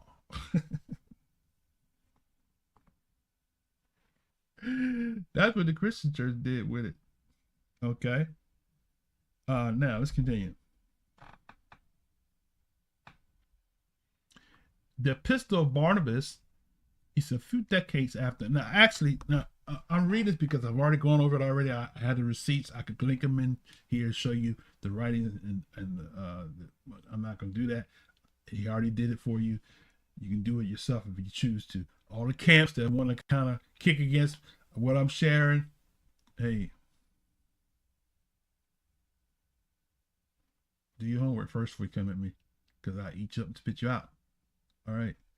But I already did the homework. But this brother here, he kind of laid it out, so he kind of made it easy without me having to give you a link here, read from this book here, read from this book here, read from the Encyclopedia Jewish Encyclopedia, read from Modern Jewry, Modern Judaism, and read from all these other books. Who is Esau, Edom, and Idumea, and he put it all in one place. Okay, so let's go with it, right? All right, now. Epistle of Barnabas, a few decades after Paul, in the late first early centuries, the author of the pseudonymous letter known as Epistle of Barnabas, a work considered canonical by some sects of Christianity, used prophecy about Rebekah's two sons in reference to contemporary group Barnabas 13:1-3. Okay, he says, but let's see if this people, the Israelites, this is called Israelites, in their heir or the former Jesus, I'm just going to read Jesus, followers. And if the covenant belongs to us or to them, hear you now what the scripture says concerning the people. So he makes a distinction between the followers of Jesus, right, versus the law keepers, right? How often do we hear the apologists say that? You know, you're only saved by following Jesus. It doesn't matter. It doesn't matter whether you're a Jew or not. You have to come under Jesus, right? That's where they got that from right here. It's the epistle of Barnabas, right? Okay, 2 days are under thy womb, 2 people in thy belly, and 1 people shall surpass the other. The elder shall serve the younger. You ought to understand who Isaac and Rebekah, and concerning what person he declared that this people should be greater than that. He goes to say here, Barnabas implies that the Jesus followers, right, the younger group, are Jacob. Remember, he said, the younger shall serve the elder. So he says, the younger group are the followers of Jesus. That's Christian doctrine, right? That's the supersessionism, right? And the younger, Yaakov, whereas the older group are Esau. whereas he says the Jews, the older group, are Esau. This contrasts sharply with Paul, for whom the main distinction between Esau and Jacob was between types of Christ followers, his group versus that of his opponents in Jerusalem. It would never be occurred to Paul to exclude Jews from Jacob as Barnabas does. This difference is best explained by Post. Paul's history of the Christ believing group, which was composed largely of non-Jews and often identified the Jews as the other, right? So now, the next source he uses Tertullian, right? I got the book. It's called the Ante-Nicene Father. I think it's, I want to say, is it 9 volumes? It's a lot of volumes, right? Okay, so I got this. I think this is volume 3. Okay, the reference to that, he's quoting from this, or he's pulling from this, right? Okay, so let's go in here. So Tertullian against the Jews, right? So that's the writing in this book. It's called Tertullian, actually Tertullian to the Jews, apology to, something like that. But he got against the Jews. I think it's Tertullian to apology to the Jews, something like that. Okay, but anyway, let's go with it. The first church father to state explicitly that Jacob symbolizes the church and Esau the Jews is Tertullian in 155 through 240 CE of Carthage, right? So Tertullian was a Carthaginian. Okay. Who were the Carthaginians, right? Y'all not ready for this. The Carthaginians were Edomites, right? And Phoenicians or Canaanites combination. So remember, Esau intermingled and married with the Canaanites. So Tertullian was of that stock. So he flipped the script to take the attention off of who the real Edomites are, to make Esau be somebody else, and later on, the other Ashkenazim that came and grabbed a hold of it, they took that and ran with it, and they printed it in their books, and they made it as a doctrine of truth that Rome is Esau. Okay, you see how this happened? So the real Edomites, who were African Edenic people, flipped the script by making the real Israelites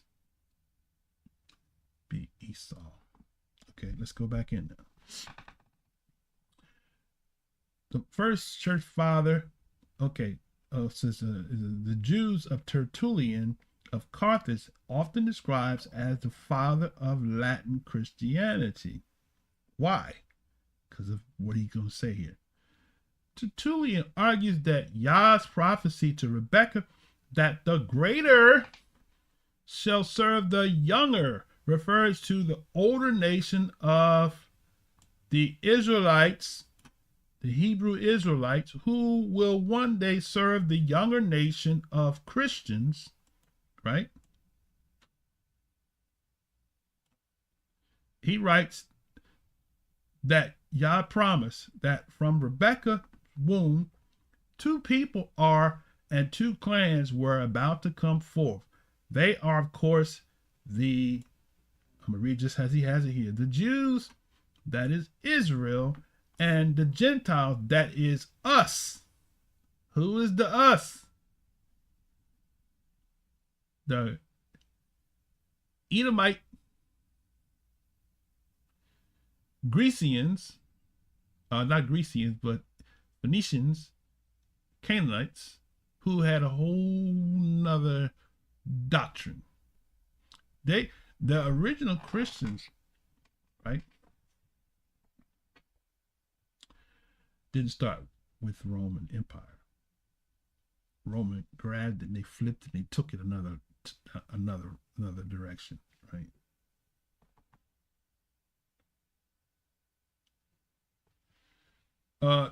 Dukes is not the Dukes of England, no. I used to teach that, but no, Dukes of England are not Esau. Okay, we'll look at that in a second. Lion Pride. Good to see you, my brother. Oh, let me go ahead and do my. I didn't do no greetings today. I was just going. I'm going in deep here. But man, let's just do a generic greeting because it's a lot of. Greet everybody. All right, that came in. I'll kind of call your name out a little bit. Okay, this is some deep stuff here. Okay, now. So the elder people, namely Jewish, inevitably will serve the younger. The younger people, namely Christians, will rise above the elder. So that's where this begins. So they're connecting the Christians to the spiritual Israel, right, which is supersessionism, and those of us who keep the covenant, we are the seed of the flesh, right? So they're connecting the doctrine of Paul with that new embracing of replacement. Okay, let's continue. He says, in fact, our people that is the later, having forsaken the idols to which previously we used to be devoted, were converted to the same Elohim from whom Israel departed. For thus the younger people, that is the later, rose above the older people while it was attaining the grace and divine honor from which Israel had been divorced. Wow, how about that? This new approach would give way to a pattern of Christian writings which read the patriarchal narratives and biblical prophecies, Christology, assuming that the annulment of the covenant with Israel and establishment of a new covenant with Christians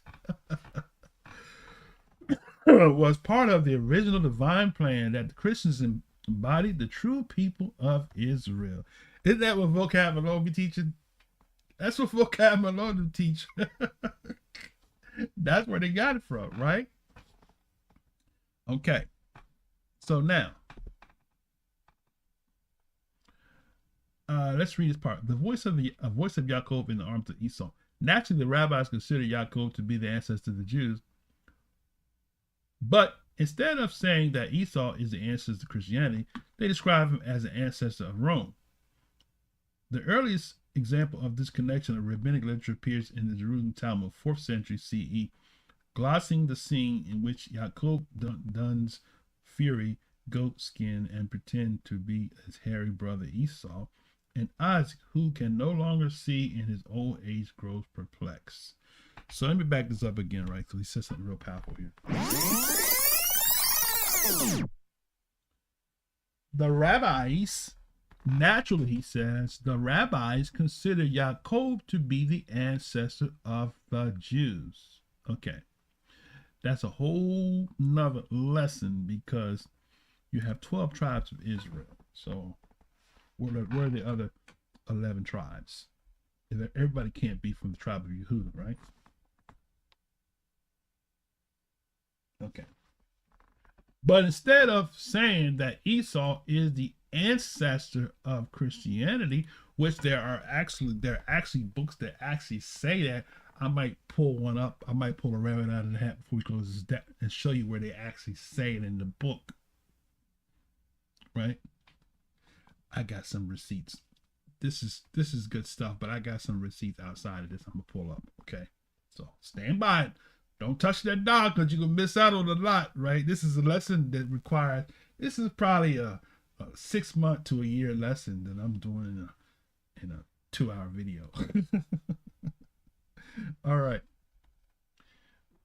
So he said the rabbis consider Yaakov to be the ancestor of the Jews, but instead Esau is the ancestor of Christianity. They describe him as the ancestor of Rome because why? Because who gave you Christianity?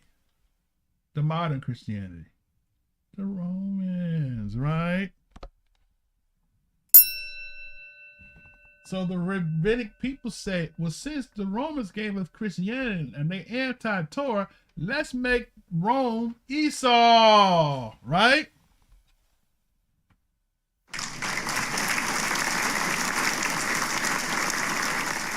It's a no-brainer, right? We're gonna make Rome Esau because after all, Edomites hate Israel, and so they created Christianity to keep Israel in oppression. So let's make Rome and Edom one and the same. One and the same. See the deception there?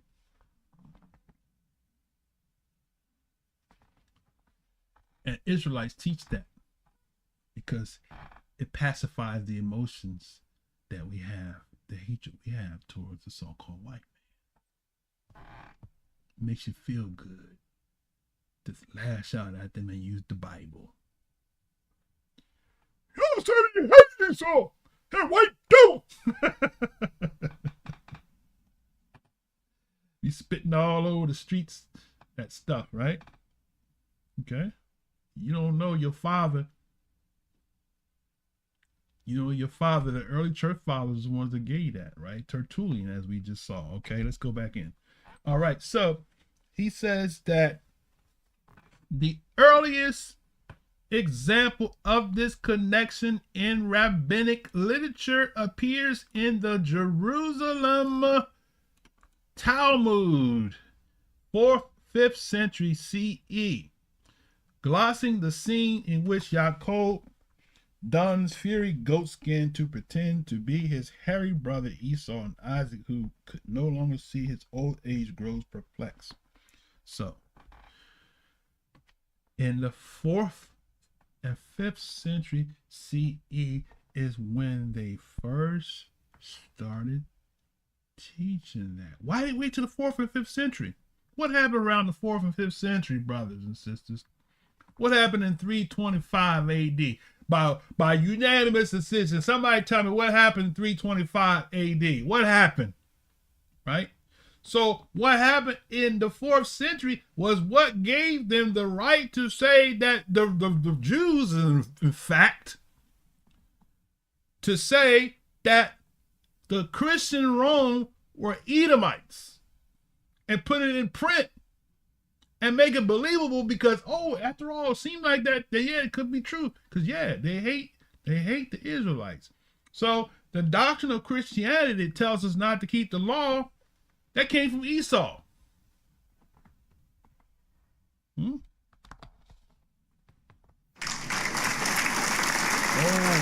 my. I'm telling you, bro, that's where it came from. It didn't start in the Hebrew Israelite congregations. We embrace doctrines of the devil from the imposters. Right? Now, so he says in the Jerusalem Talmud in the 4th century, right? Let's see what he has here. He's got in Hebrew on the left. So Yaakov drew close to his father Isaac, who felt him and wondered. The voices, is this the voice of Yaakov? Yet the hands are the hands of Esau? The Jerusalem Talmud suggests that Isaac's statement alludes to the pain that Esau's descendants will cause Yaakov's descendants. He gives a Talmudic reference, Tanit 4 and 8, right? It is taught, Rabbi Yehuda ben Rabbi Ilay Baruch said, Rabbi Yehuda Hanasi used to offer this homily.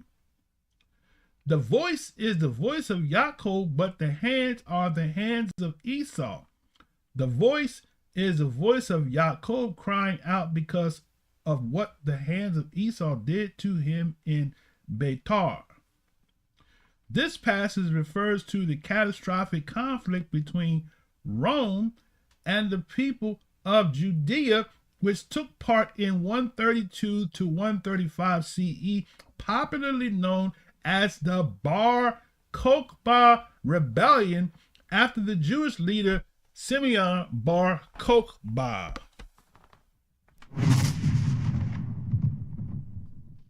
So there's your origin right there. So they took and embraced that doctrine that Esau is Rome on the basis of this Bar Kokhba Rebellion, as they call it. Woo, look at that, huh? This war resulted in Romans razing Jerusalem to the ground and razing Jerusalem to the ground, and the destruction of the city of Beitar, where the Romans believed leaders of rebellion were stationed. In reference to Beitar's destruction, This Talmudic legend clearly associates the Roman Empire with Esau and presents Jews and Romans as the eternal antagonists.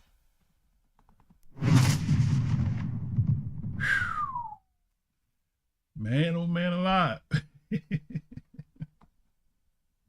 So there goes your origin, brothers and sisters, of Esau being the white man, right? It didn't start. It started as a result of the Bar Kokhba rebellion, right? He goes deeper into it. Let's go to the next part. Hadrian, the king of Edom. Midrash Takuma, mid-first millennium CE, takes the step further and connects Edom with the emperor Hadrian, who put down the Bar Kokhba revolt, Warsaw, Bereshit 7. Right now, after Hadrian, king of Edom, conquered the world, he returned to Rome and said to his officers, I want you to make me a deity, since I have conquered the world. They said to him, but you have not yet established your rule over his Elohim city and his house. He went, succeeded, destroyed the temple, exiled Israel, and returned to Rome. He said to them, I have now destroyed his house and burnt his temple and exiled his people, and now make me a deity. Now remember, we covered in the previous lesson, we showed you how that when the Romans took over Jerusalem, they did what? They took the temple of Jerusalem and turned it into a house of Jupiter. I kid you not. You can't make this stuff up, brother. You cannot make this stuff up. They took the house of Elohim, the house of Yah in Jerusalem, and turned it into a temple for Jupiter. That's why they teach that Rome is Esau. We're amplifying. We're showing you through this narrative. This is how that doctrine began. All right. So he said, make me a deity. Takuma here conflates the Great Rebellion against Rome, which led to the destruction of the temple in 70 CE, with the Bar Kokhba rebellion 60 years later, and thus makes Hadrian, not Vespasian or Titus, to destroy the temple, right? Okay. Interesting, right? Putting history aside, however, we can see how this midrash makes the most powerful nation in the world into one that fears or at least respects the Elohim of Israel. Moreover, Hadrian's subordinates in this story see the real battle in the world as one between Rome and Yehuda, i.e. Esau and Yaakov. A midrash found in Genesis Rabbah, mid-first millennium CE, also connects Emperor Hadrian with Esau. Genesis Rabbah 63 and 7. Okay. Two nations, Goyim, are in your womb. Two proud Goyim nations are in your womb. This one is proud of his world, and that one is proud of his world. This one is proud of his kingdom, and that one is proud of his kingdom. Two prides of their nations are in your womb. Hadrian amongst the Gentiles, and Solomon amongst the Israelites. He says, this midrash identifies the two nations in Rebekah's womb with Solomon, 10th century BCE, and Hadrian, 2nd century CE, two great rulers of Rome and Israel, respectively. These two rulers were not contemporaries, of course, but each represents his respective kingdom at its most expanded, powerful movement. So when you look at the doctrine that the camps teach, you got Israel established way back BCE, and then you got Europe established way back after the time of the Enlightenment, after the Dark Ages, I should say. So, and then they bring it all the way to the 20th century about the astronauts going to the moon.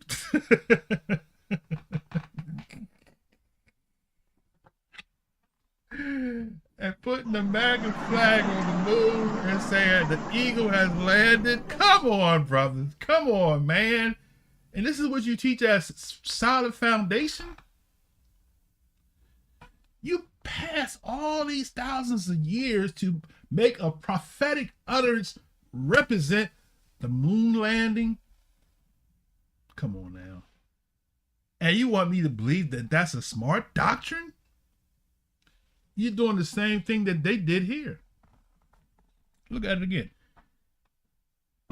He said, Midrash identifies two nations in Rebekah's womb. Solomon, look what he says, 10th century BCE. In other words, 1000. And Hadrian, 2nd century CE. That'd be 100 AD. From 100 AD to 200 AD, that is supposed to be a doctrine, a pillar of truth that Esau's roam from 1000 BCE to fulfilled in the 1st century, 2nd century, first 100 to 200 AD. That's a fulfillment of that. That's what they gave. And we flipped the script and we made it to be the eagle landed on the moon in the 1900s.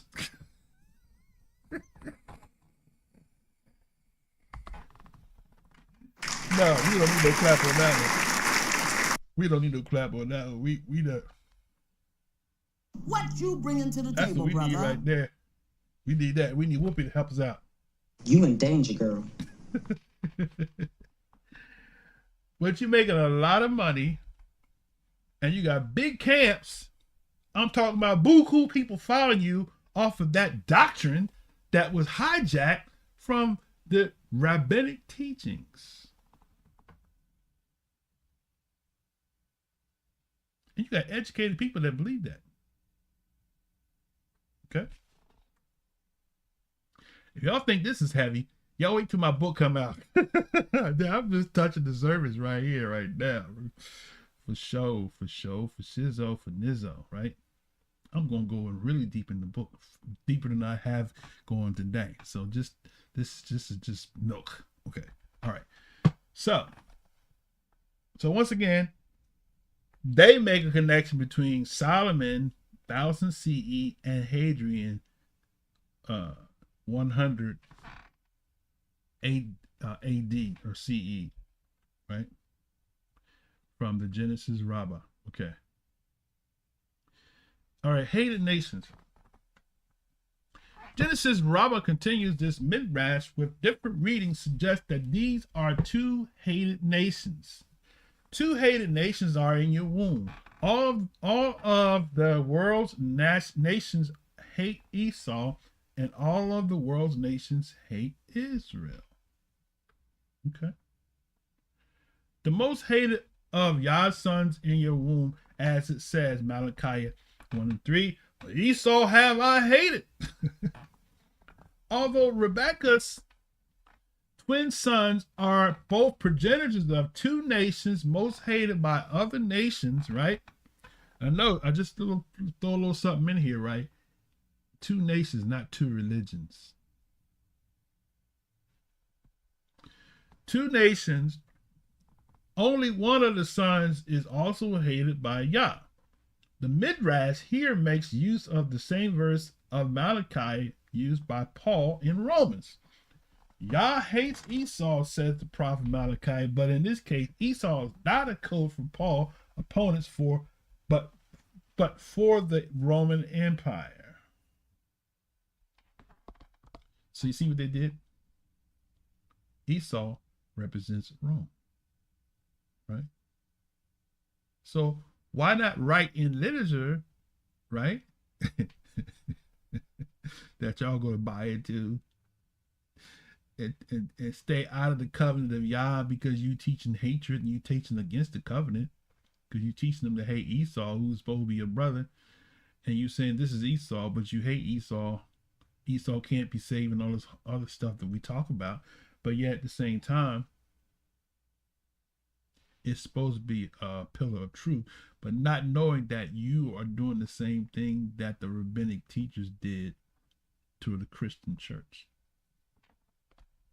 That's an explosive statement right there. All right. Oh, Rebekah's twin sons are both progenitors of the two nations most hated by the other nations. Only one son is also hated by Yah. The rest here makes use of the same verse in Malachi used by Paul.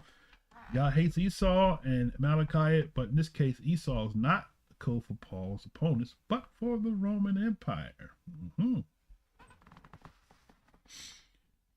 The metaphor of Rome as Esau was not limited to Hadrian or even to Romans who antagonized the rabbis. Even those Roman officials who were beloved by the rabbis still spoken of as descendants of Esau in rabbinic literature.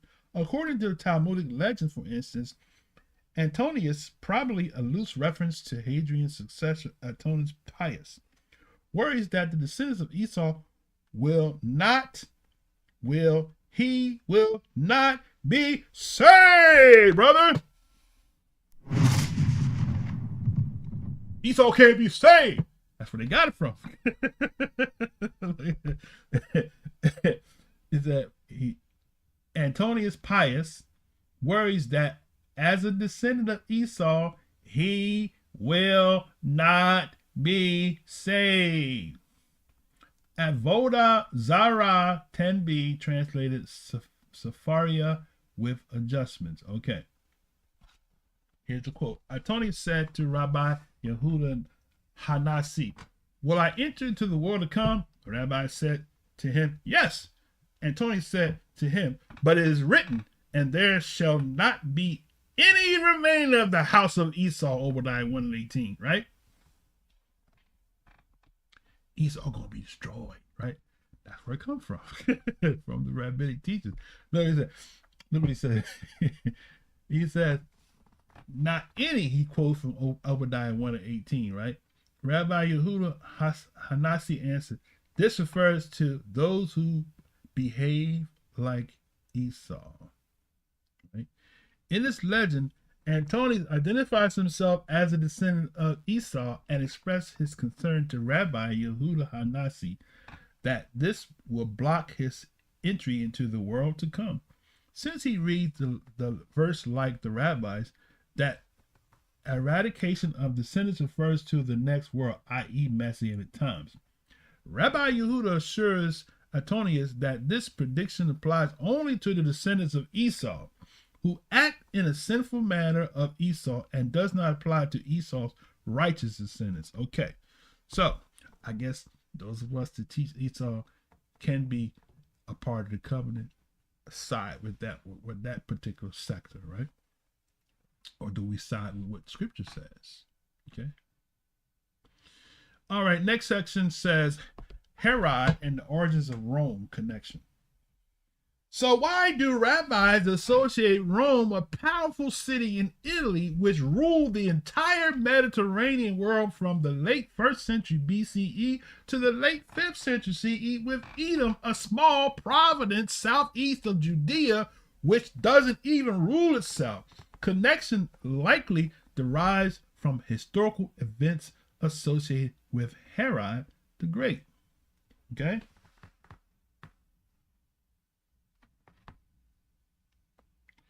So, as noted above, in the late 2nd century BCE, John Hyrcanus conquered Idumea, making it part of Judea, and forced its inhabitants to become under the covenant of Israel.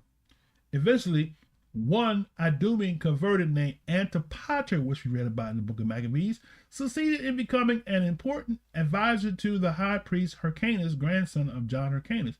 Later, Antipater own son Herod married into the priestly family and became king of Yahudea, right? So that right there, that's actually fulfillment of the prophecy when he talked about Esau, when he said Esau would get the advantage over his brother. That happened in the book of Maccabees, not in United States of America.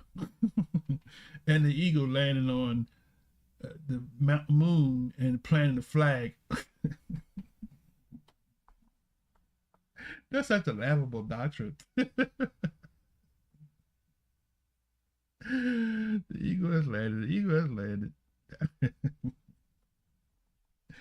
Oh my mercy. Okay. So let's see here.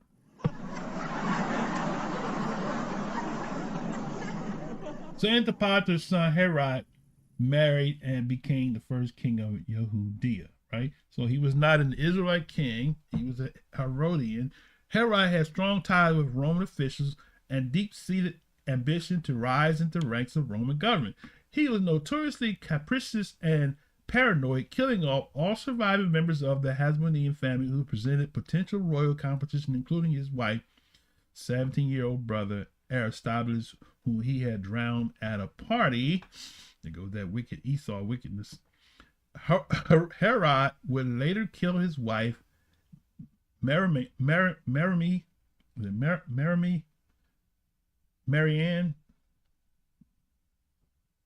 okay, as well in addition to her mother and her family members.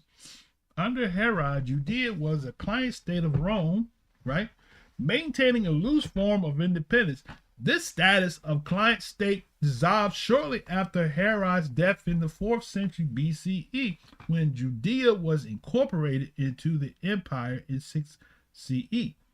But Herod's reputation as a cruel tyrant endured in rabbinical texts, and rabbis associated the tragedy of the Roman takeover of Judea directly with Herod, right? So let's go a little further. So we're showing you the connection of Rome being Esau, the source that many of our camps follow, the writings that are basically have their origin in the Talmudic writings that you talk against. Oh my mercy. Okay. Herod as a Roman. Despite his official status as a Jewish descendant of converts for the rabbis, Herod was not a Jew, but a archetypical Roman who occupied Jewish land, imposed his values upon the populace by force, and ruthlessly killed his enemies. The rabbis detest him, associating him with other unstable rulers whose cruelty would become a hallmark of their ruling government, such as Caligula, right, and Nero, right? Y'all got to go back to our teaching we did on the Maccabees. We cover a lot of that in that teaching, right? Our Shabbat lessons, okay? Many Israelites thought of Herod as being in league with Rome, and indeed his great-grandchildren, Agrippa II and Berenice, opposed the Great Rebellion decades after Herod's death. The rabbis' knowledge of Herod's Idumean ancestry made him natural to connect this Roman ruler by extension. Romans in general with the people of Edom, and since Rome was the great power of the religion throughout the rabbinic period, and Romans destroyed the temple and the polity of Judea, it was natural to apply the Ustem narrative of Esau and Yaakov to the us-them reality of Rome and the Jews.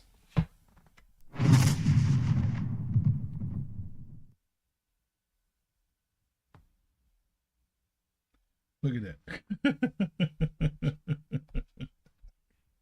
What? See, I'm looking at the comments. People want to discredit us for teaching the truth and want to try to identify us with the false narrative. We're showing you where this false teaching comes from, so we can get away from, we can break away from it, so we can teach kingdomship, so we can teach covenant, so we can teach priesthood and a nation of kings. I heard a noise over here, like Virginia coming to get me. Okay, wait a minute, where was I at here? I lost my place. Good gravy.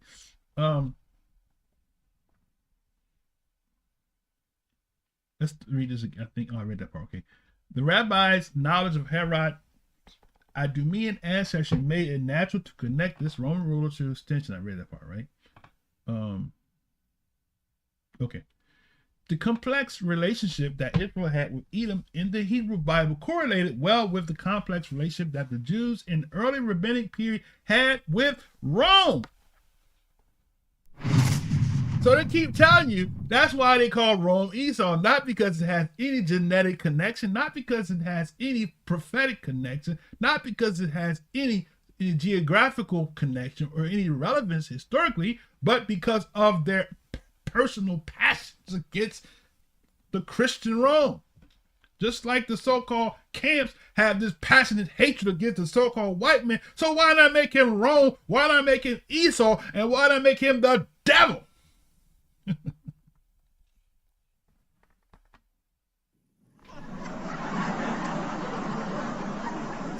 Rabbit tricks is for kids, right? Stop teaching a lie because it pacifies your emotions, and deal with history, geography, genetics. That's why y'all hate the DNA results. DNA proves, in fact, that they are not Shemitic connected to us, right? E1B1B, E1B1A.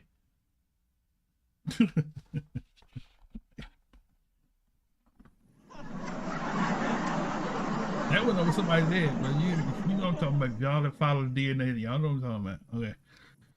All right, so let's get back in here. Where's that? Okay, now. So he said most Jews probably held both views, admiring Roman culture but fearing it at the same time. But the Herod-Edom connection is not the whole story. Here we go.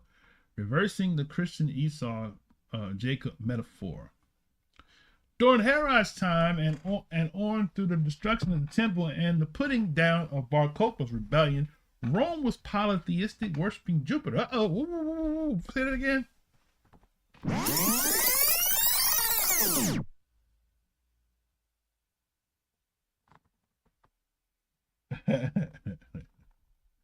Wait a minute. I had to highlight a comment. I saw something. Jamie, he probably dropped a shot and ran. You coward.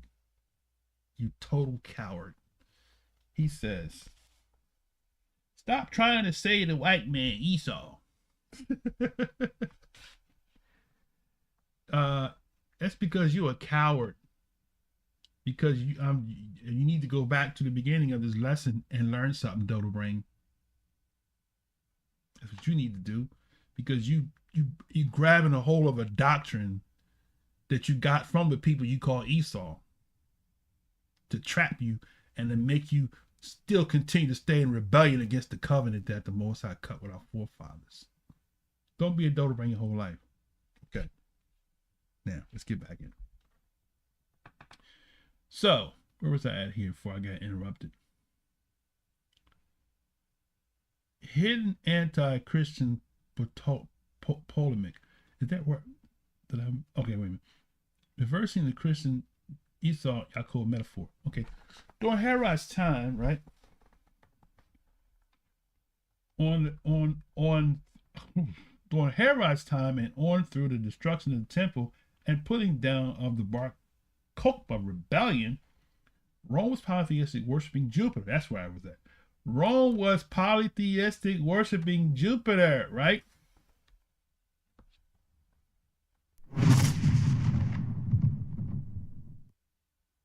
Right.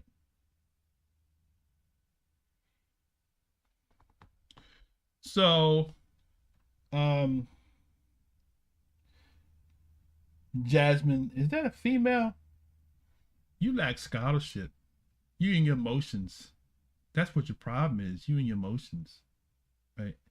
It has nothing to do with loving. It has nothing to do with loving the master. It has everything to do with truth. And obviously, what you have been taught by your camp is a lie. It's pacifying your emotions.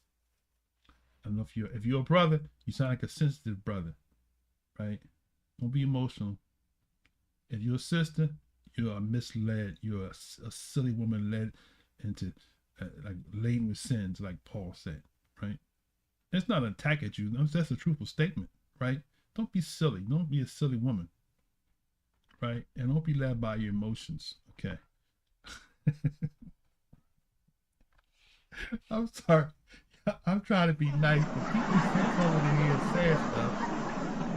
They're not listening to nothing. They don't have no scholarship to support. All they have is vain philosophy that they got from the camps teaching that foolishness without any scholarship, not even know where it came from. We're going to show you something. We're going to show you something in modern times where they got all that Esau white man doctrine came from, the reverse of that, right?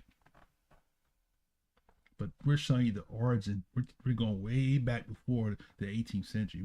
We're showing you where that doctrine originated. We're busting this doctrine up. We're making the devil mad as hell. All right. Now, where was that? Okay. So, remember we talked about in the previous lesson, we showed you how the Romans put the temple of Jupiter in Israel. And when they besieged Jerusalem, the Romans came and they put another temple. They actually rebuilt the temple, and it was a temple dedicated to Jupiter, who these camps still call on Jupiter's deity, Jesus.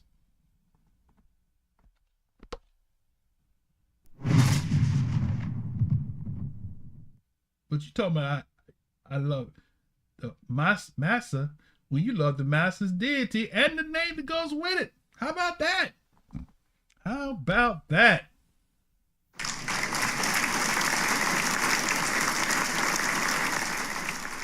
Your teacher then went back to his own doctrine, his vomit. Your teacher, the Bishop Nathaniel, used to teach Yahweh and Yahweh Shai. I know you're getting mad as hell now. I got receipts for that. I tried to put that video up. The YouTube don't like me. I put it up. They snatched it down and told me there was a copyright claim. I said, well, why come I can't do stuff other people can do? I wanted to show his followers, right, that your king, who's on all your images that you worship and love, used to teach Yahweh and Yahweh Shai.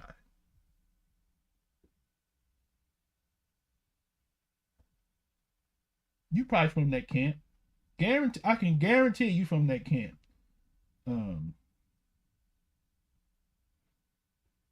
Ran out now, I bet you. Where's she at? Jasmine.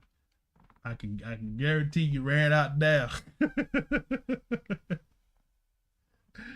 I got receipts. I've been around a long time. I done seen the camps change their doctrine, change the 12 tribes chart and everything, but that's not the lesson. Okay, let's get back in.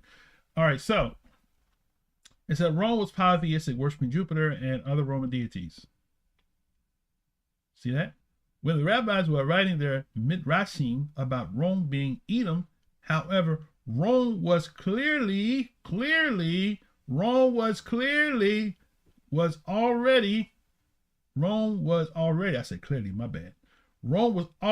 Christian. Moreover, Paul's allegory and its application to Jews would likely have been familiar to the rabbis both in Israel and Babylon who lived amongst Christians. It would seem that part of the rabbinic identification of Rome with Esau was in response to the Christian claim that Esau is the spiritual ancestor of the Jews. In other words, although the rabbis explicitly connect Esau with pagan Rome, referring to Hadrian and Antonimus, the destruction of the temple, and the Kash Bar Kokhba rebellion, they likely have Christian Rome in mind as well. Once the Roman Empire legalized Christianity in the 4th century, 325 AD, and adopted Christianity as the official religion, Edom became a cipher not just for the political entity Rome, but for the religious entity Christianity. Such as understanding of Esau and Edom would have been a particularly sharp and effective polemical counter-reading to the Paul and the church fathers. Whew. Can you see these dots being connected, brothers and sisters? All right. See the dots being connected? The church fathers and their supersessionism doctrine embraced that. They put the label of Esau on those of us who follow the covenant of Yah. What do? We flipped it. The Jews made Esau be Rome, and the Hebrew Israelites made Esau be the so-called white man. Can you see how we flipped it, right? We flipped it, and we teach it as a doctrine of truth, because why? We mad as hell at the oppressor because of what they said and did. I'm going to show you a book that we covered in a previous lesson in modern times, which is where the One West camps got their infiltration of the 12 tribe chart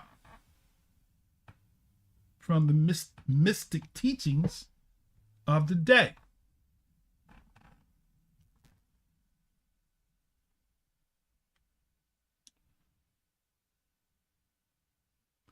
I'm giving you all this stuff for free.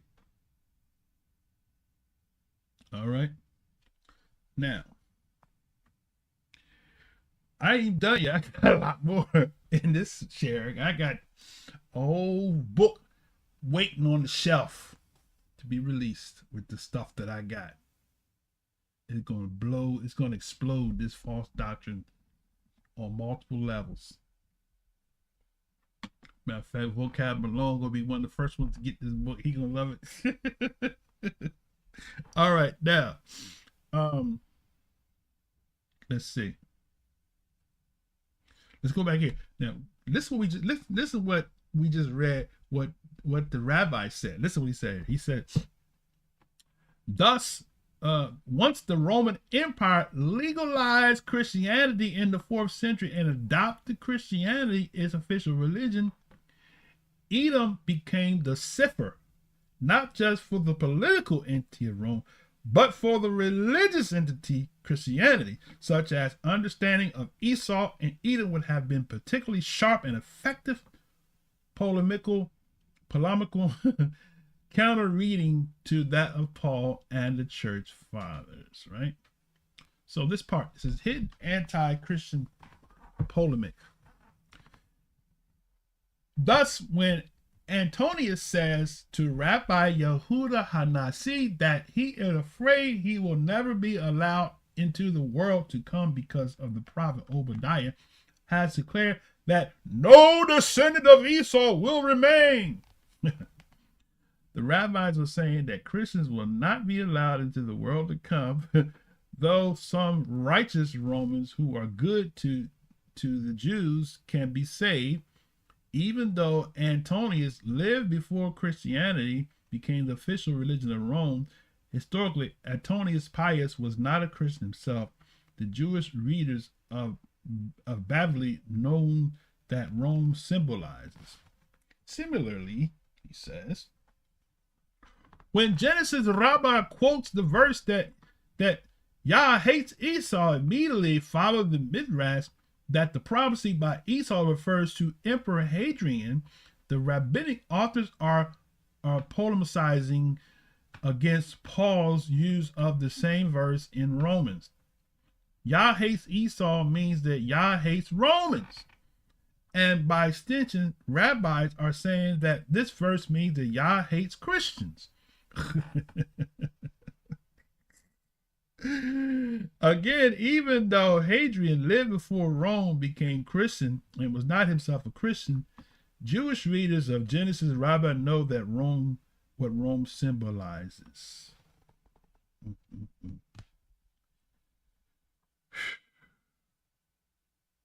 Okay, let's go further. Explicit polemic in medieval time. All right, ask Bishop Nathaniel, where are the medieval times there, Bishop Nathaniel? He know all this stuff. Okay, now why he don't teach it? You gotta ask him that question. See, when somebody teach something against what you're teaching, you want to try to discredit them, right? But hey, I'm reading with the rap where this originated from. It sounded like to me, like you said, if it walks like a duck, it quacks like a duck, acts like a duck, it's a snake. Is it a duck?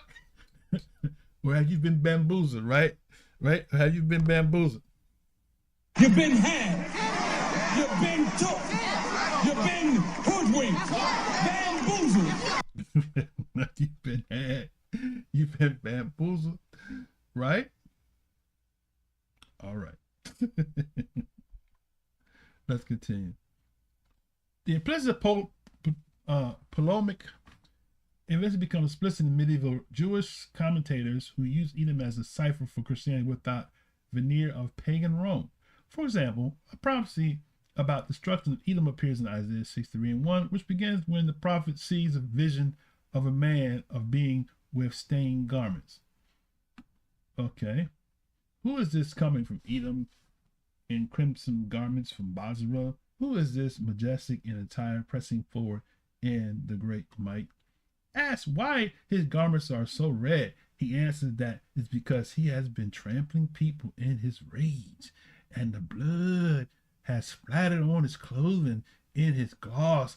On this verse, Abraham Ibn Ezra 1089 to 1167 writes that the begin is Yah himself. Oh, the being is Yah himself. And the reason is because of this decree he made against Edom. This is reference to Rome and Constantinople. And they are called Edomites because they join with the teachings of Edom, in parenthesis Christianity, and his teachings are called Edomite because the Idumeans were the first to believe in the teaching of the well-known man Jesus. Read that again. Let's back that up again.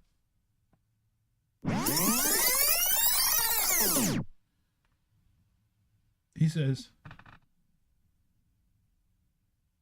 and they're called Edomites because they join with the teachings of Edom Christianity.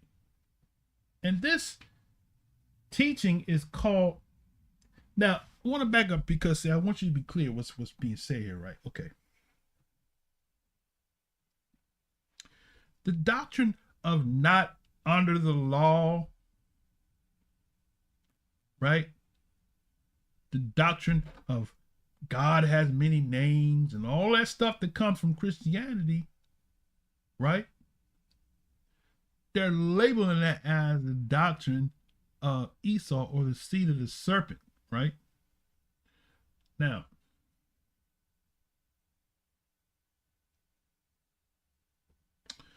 that's why he makes the quote. Look what he says here. He says, and they're called Edomites because they join with the teachings of Edom, right? But I want to go back up here, right here where it says that Edom as a cipher of the Christianity with the veneer of pagan Rome. So I can see why they would say that, because when you look at the doctrine, right? You look at all the stuff that Christianity gave us, Christmas, And they got videos. Christmas is not pagan. New Year's, all the festivals that the Romans embraced from the Babylonian same territory where Abraham was left from, was instructed by Yah to get out from them.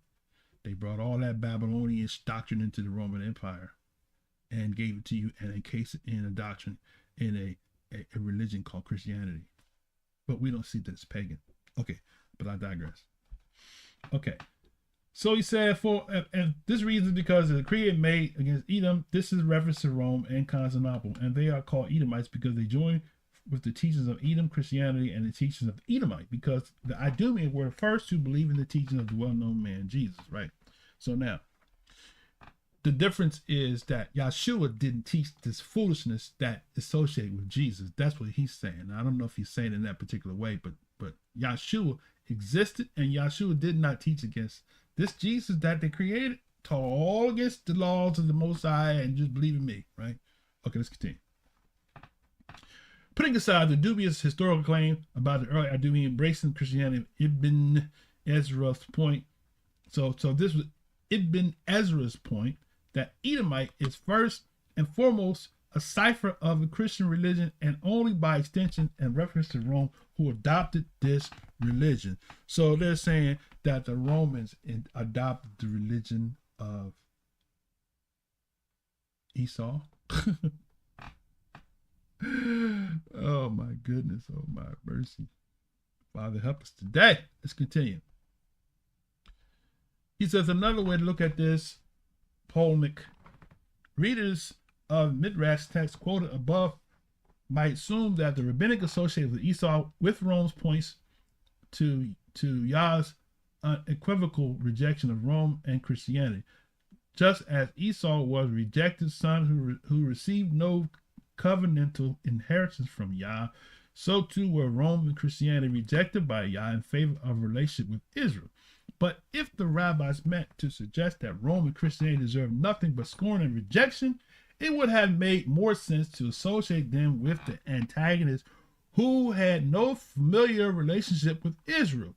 The reference to Rome and Christianity as Esau thus indicates that Rome, and even more powerful Christianity, is a sibling to Judaism. Let me back this up again, right? Say that again, okay? The reference to Rome Christianity as Esau thus indicates that Rome, and even more powerful Christianity, is a sibling to Judaism, while according to the rabbis, Yah made no covenant relationship with Roman Christianity. He's right about that one there. He's right about that there. Oh my goodness.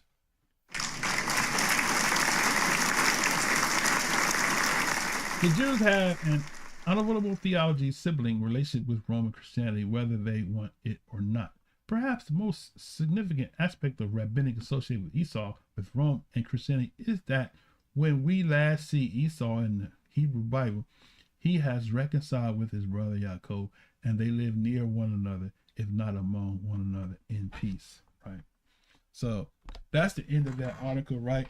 I think that was some good stuff there. Most of that I can concur with. And so now, I mean,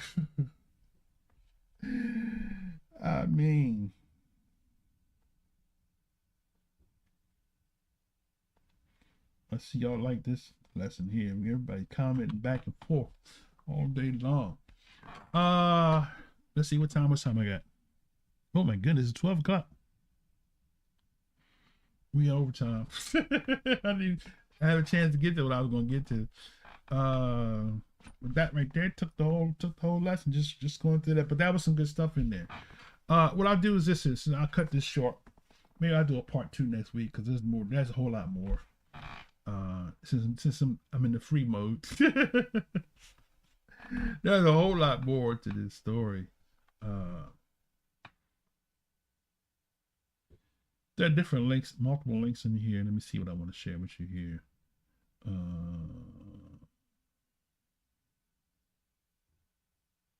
Here's something interesting I found. Somebody asked a question, and let's see if I can put this one on the screen here.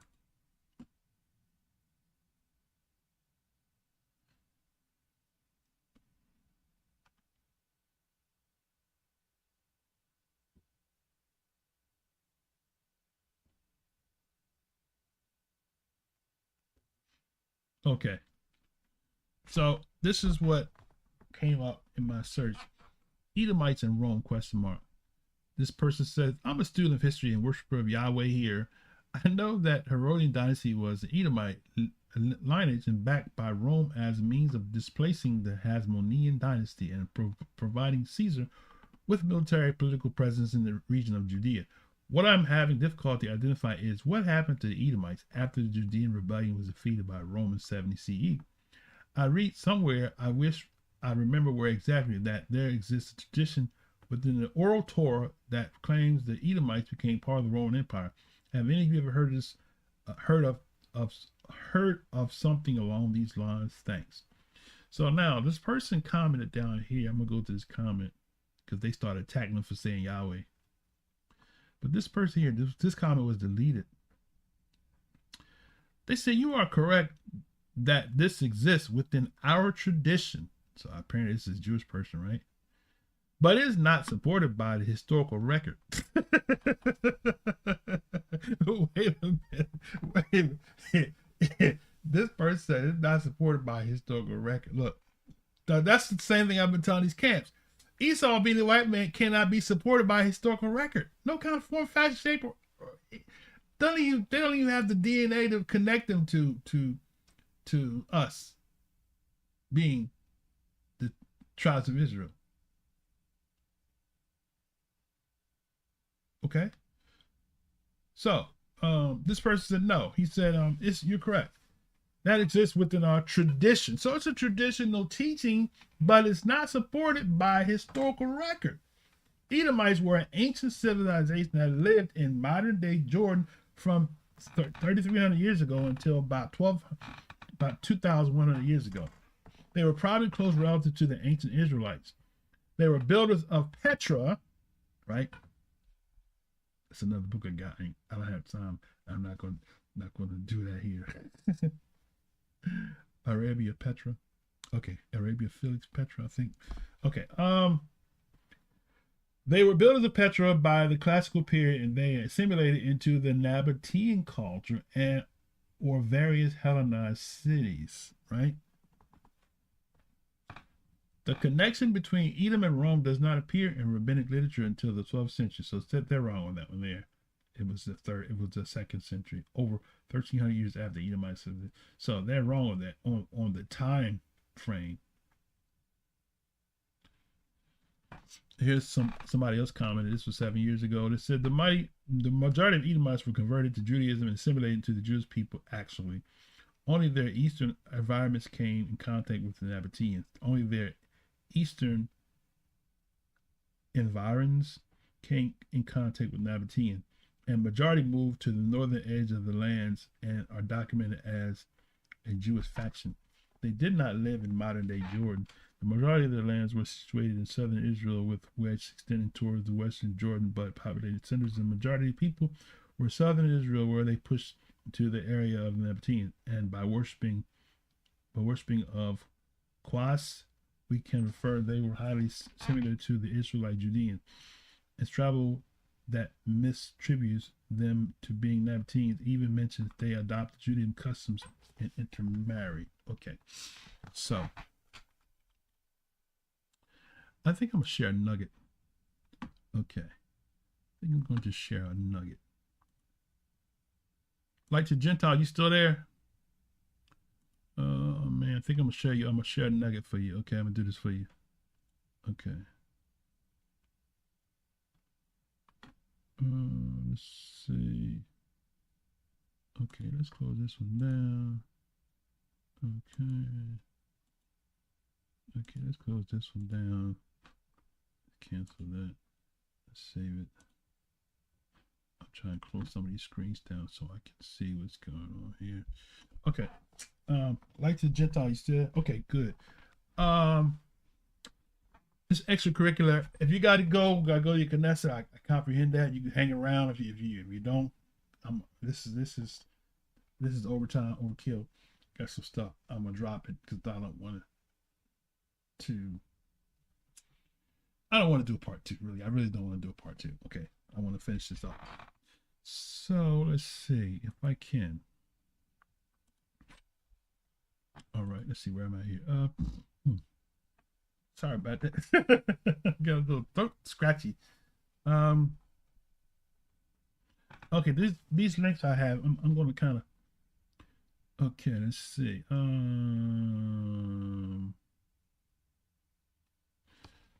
First link we'll give you. This is the this is why it's important to see. Just showing you references of books that repeat this, and this is what our people get a copy of and they get a hold of it in the 19th century, but not realizing that Esau being Rome goes way back to the 1st century, and it was really indoctrinated when Christian church started. They really started teaching that back then, right? To flip the narrative, right? So this book here, this link here, I'm going to share is a book, Light to the Gentiles. Since you hung out with a brother, I'm gonna give you some links here. All right. So this one here is let's see.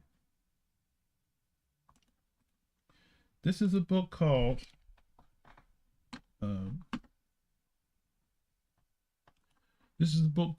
The Rise of Christendom. So on page this is page 72. Okay.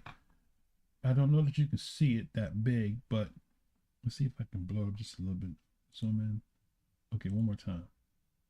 Okay. It says, this is page 72 of The Rise of Christendom by John Edwin Johnson, who lived between 1842 and 1901. He says the most medieval scholar of strangers in Rome appears to be that of the Jews in the Trastevere. Okay. Its history is quite dark until about the middle of the 12th century. I shall have subsequently to point out that all these strangers' notes which run through the Roman literature from Cicero concerning the Judea, that the great influence in Rome from part of the system of monkish interpolation. Such Jews are purely imaginary entirely. Is that the page that I want me to see them? Let me get to the point I'm trying to get to.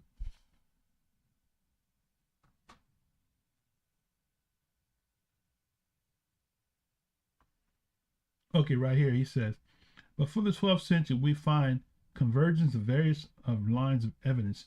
There is a curious notice of R. Benjamin of Tudela, which describes rabbins as forming part of the suite of the Pope, the head of the Edomites. There are the notice of Jewish Leone family who give an hold on a second. Pant of the chair of Peter finally. That's not the part I wanted to read. Where is the part I wanted to read?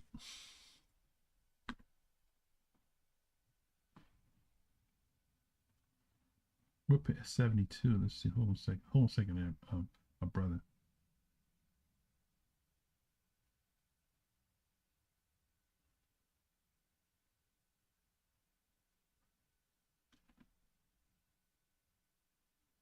Hold on a second.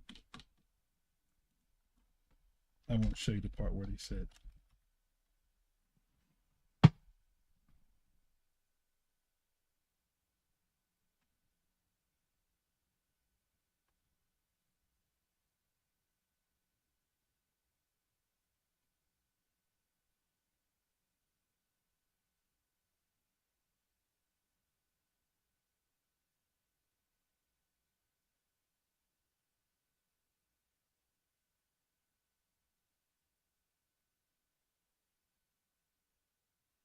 Okay, it's this right here. Is this the one I want?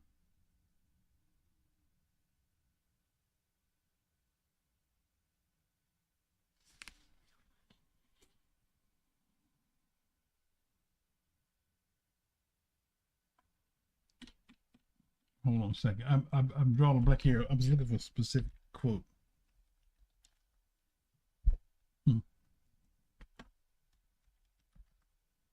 Hold on a second there, my brother.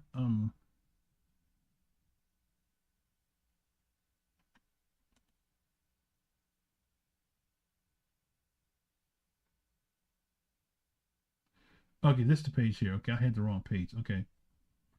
Now this is page 291. Let's blow it up real quick. Okay.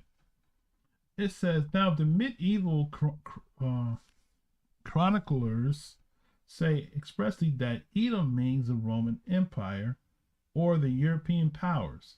It is well known that the medieval rabbins take delight in employing a great number of synonyms drawn from biblical chronicles and genealogies to express the same idea. Just as with the Arabians, Nebuchadnezzar, king of Babylon, is symbolic expression for power in medial or to the Semites, so with Assyrians called these Ammonites, Moabites, Philistines, and the like. Okay. The Jews are not children of Ishmael. They honor the young son of Abraham, but both branches of the stock regard Esau, Edom, i.e. the Greeks and Romans, as elder brother of the Israelites. So that's page, what was that, page 292 on that link I gave you. That's, and this book was published in 1890. So these writings, a lot of these books that they teach Esau is Rome, is a tradition that was passed down through the rabbinic schools as a result of their oppression by Rome. So that was the generic reason for Rome being Esau, not because there was any blood relationship to them, but because of the oppression from the Roman Empire. That's the point of the discussion, right? Okay, now, so that's one source there. I'm glad I got that out the way. I was pulling teeth trying to find the right page. All right.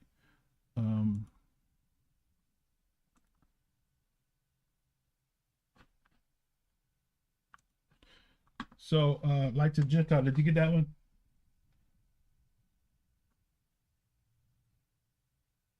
Okay. Oh, Elias Stone. Okay, let me go up here and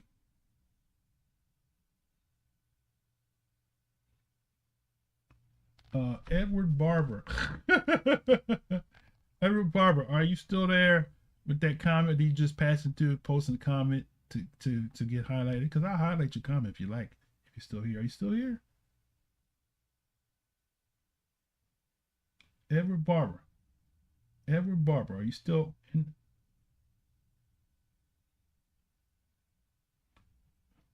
Okay.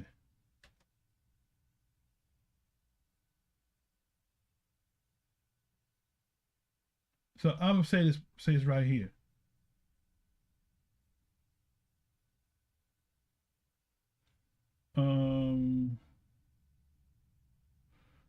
Edward Barber. Oh, there he is. Okay. So on your comment, you said first covenant is over because the Father needed a body for Jesus to die in our salvation. So where can we read that at? What you're quoting, where can we read that at? I mean, what you're saying is something that you've been indoctrinated to believe, but where can we read what you just said? Where is that found at? In the biblical text, anywhere. Please provide us a reference so we can read it. Okay. Now I'm addressing. I'm not gonna go back because there's too many comments for me to go through to find what you're saying. So what's, just give me the reference, the verse that you're quoting to support what you just said about him needing a body. Where can we find it at? To replace the covenant. See, because that's what you said. The first covenant is over.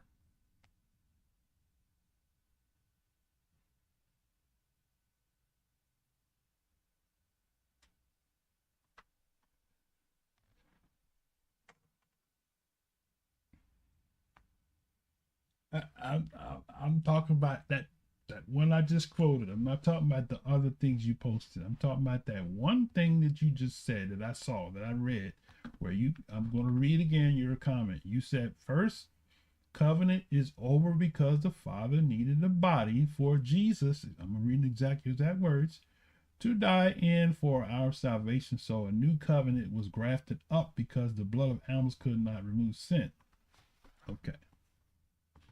That's what I'm saying to you, my brother. Okay.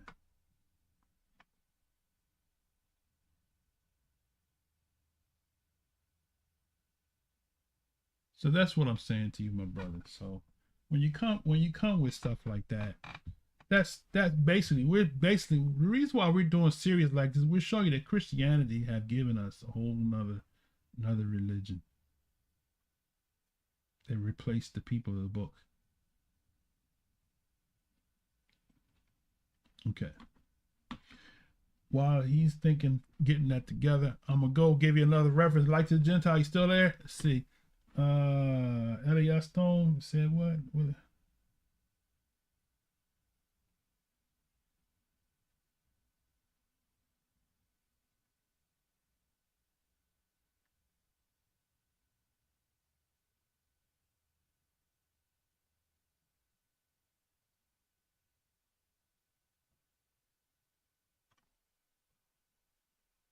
Okay, let's see. Let's see where we are here.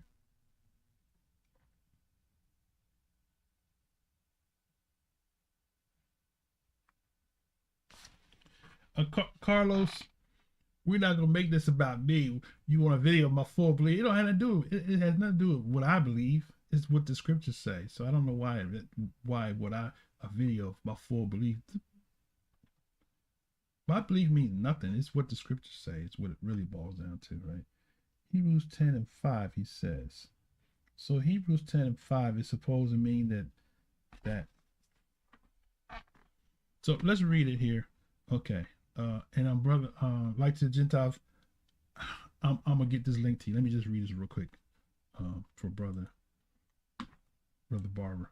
So Hebrews 10:5. Always people. Now Hebrews, you gotta keep in mind that the Israelites always quoted Torah, right? So whenever you read something in the second half of the Bible that the world calls the New Testament, you got to go back to Torah to see what are they quoting, and are you using the proper application, or are you using the Christian indoctrinated expression of what you read? Because that's what happens a lot of times. We read a Christian expression of it. So he said 10:5. I know what you're going from, but I'm gonna read it. Okay. So the law having a shadow of good things, right, to come, and not of the very image of the things that can ever those sacrifices which offered year by year continually make the comers unto perfect. For they would not have ceased to be offered, because the worshippers once purged should have no more conscience of sin. But for it is not possible that the blood of bulls and goats should take away sins, right? So from the standpoint of that, Israelites already knew that the blood of bulls and goats could not take away sins. Even King David said that in his writing. Okay, verse 5. Wherefore, when he cometh into the world, he said, sacrifice offering thou wilt not, but a body hast thou prepared me. Okay. And burnt offerings and sacrifice for sin thou hast not no pleasure. Then he said, lo, I come in to do thy will. He had taken away the first, that he may establish the second, by which will we are sanctified through the offering of the body of Yahshua once and for all. Okay. And every priest standeth daily ministering, offering oftentimes the same sacrifice, which can never take away the sins. Okay. But this man, after offering for sin, offered one sacrifice for sins forever, sat down on the right hand from henceforth, expecting till his enemy made his footstool. For by one offering he hath perfected forever them that are sanctified. Okay.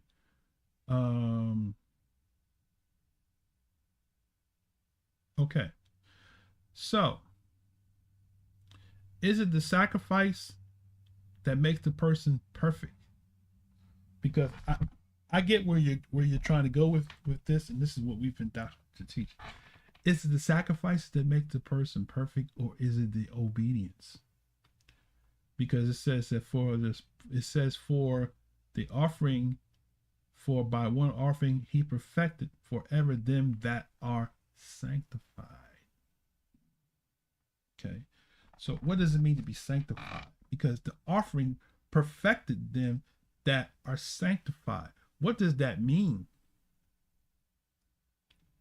Does that mean that Yahshua died, and since he died, you're perfect, you don't have to worry about keeping the law? because that's what the Christian concept teaches us. That if that be the case, then why is the world such a chaos as it is today?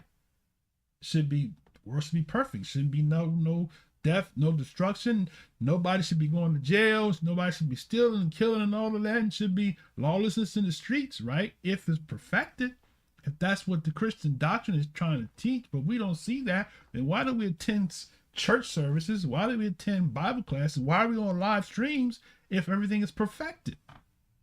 So that's a Christian doctrine that is not even implied in that text that you just shared, right?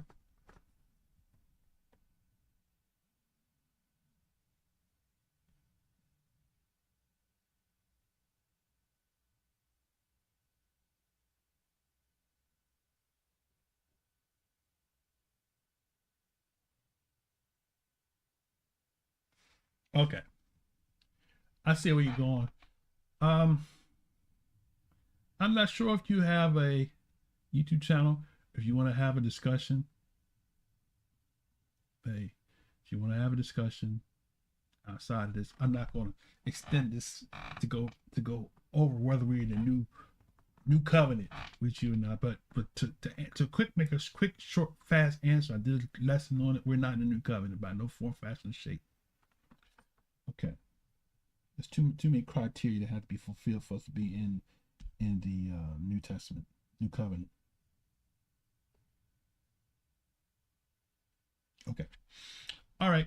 So let's see. Let me I promise some links here. What I'm gonna do is let me see if I can get back in here. Okay. So that was Rise of Christendom. Let's see. This is the book of Benjamin Trudel. I'm not gonna give you that one. That's too much stuff there. What's this here? It's a little book. Okay, let's give you this one here. Let's give you this one here. This is the little this is the little book, Keys to the Bible in Heaven. So this is let me see if I can find the page right. Let's see. So I can send you the link here. You'll like this one here.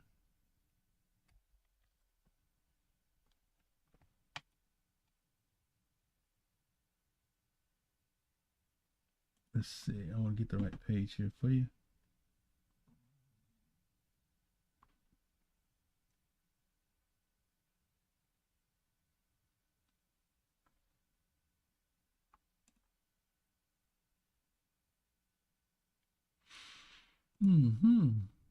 Just bear me a second.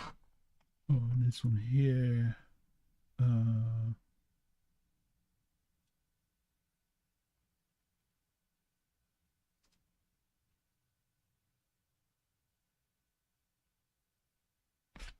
Let me let you see what I'm looking at here. I'm trying to find.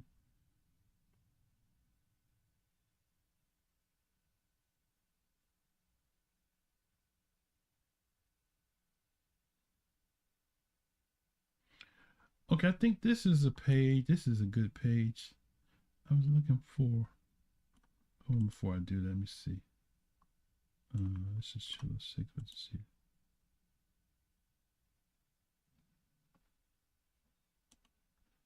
Okay, I'm gonna give you this page here, and this page is where it talks about Esau. He explains Esau. Okay, that's Esau. Okay, I got something else. I got something good. I got something good. I'm gonna give you. I mean, I ain't got to. Yeah, I'm gonna give it to you. I'm gonna give it to you before I shut the stream down, right? But that there, that is the book that the One West camps allegedly used to formate their 12 tribes chart doctrine. What I want to show you is is it the 12? Hold on a second. It's a particular page on that I want you to see.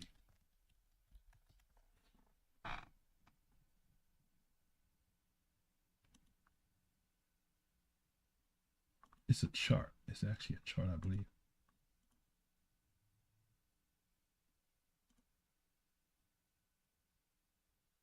Hold on a second. I'm gonna get to it.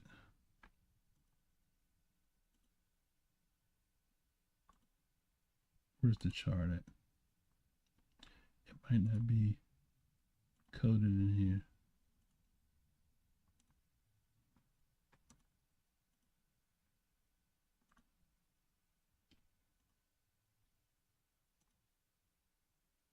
Hold on a second. I'm working on it. Let you see what I'm doing here. Okay. This was not a part of my sharing today, but I had wanted to share these links with you. Let's see, where is it at? The 12. I'm looking for a chart where he actually breaks down the 12 tribes of Israel. Okay, what page is that on? Father, help me find it. Help me find this page. It's a chart I'm looking for.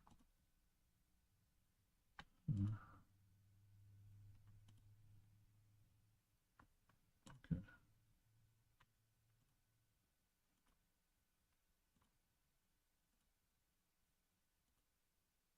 Okay.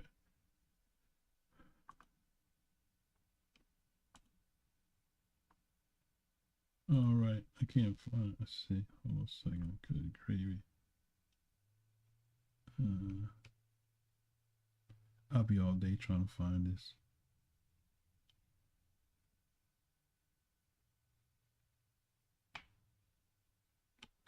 Yeah, it's a lot of pages there. Okay.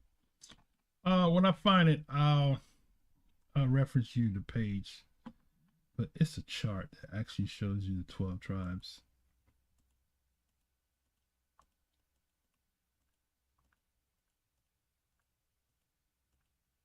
Okay, let's see, maybe I can find it this way. It seems to be turning the pages pretty fast.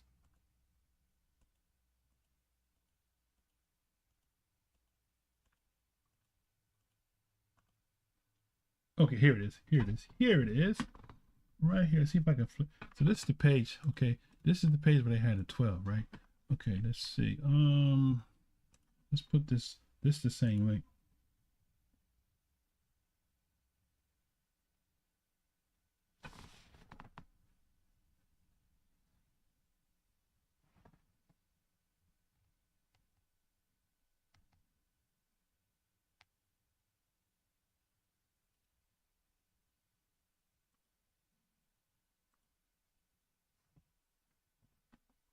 Okay, so on this page here, now if you flip this around, right? Let's see if I can. Can I rotate the page?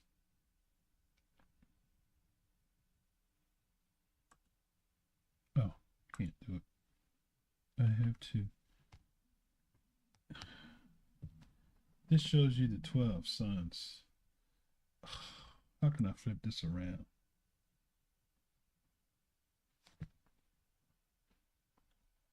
Let's do this here. Real quick, I'll do this, and then I got one more link I'm gonna share with you. Then I'm gonna wrap this session up. We'll close it down. I want to share this with you.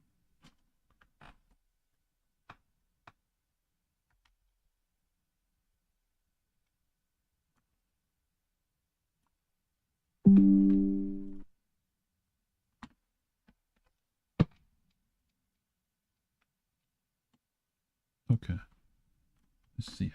Now, how do I flip this? Rotate.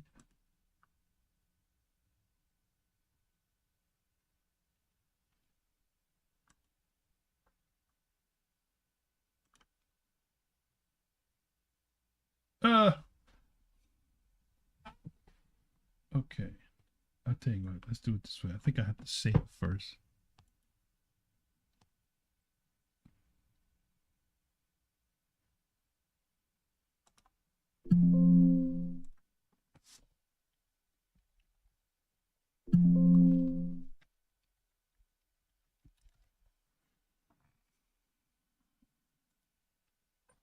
Okay, hold on. Let me see if I can do it. I want to show you this 12. Let's see. I printed it, and now let's see if I can.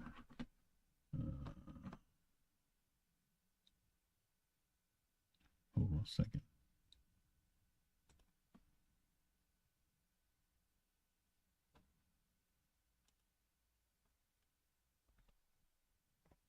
Huh, now I can't find it. Where did I save it at?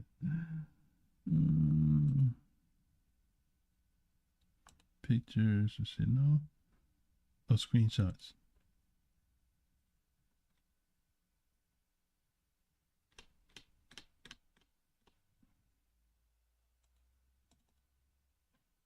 Okay, I think I can rotate it from here. Let's see. I think.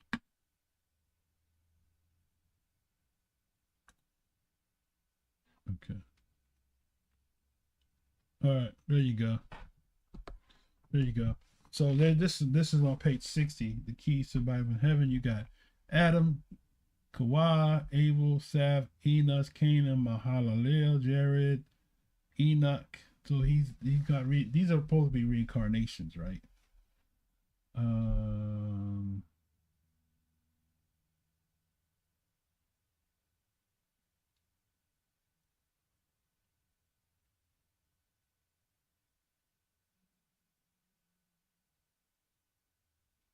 Okay.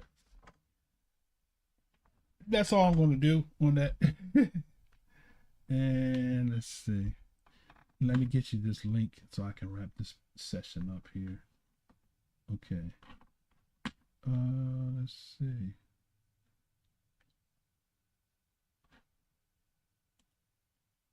Okay. Now,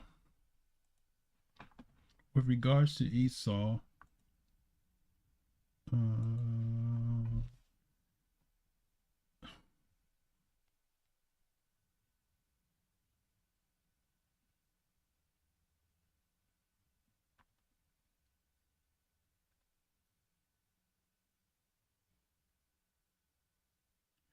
okay, this is a book called Annals of the World.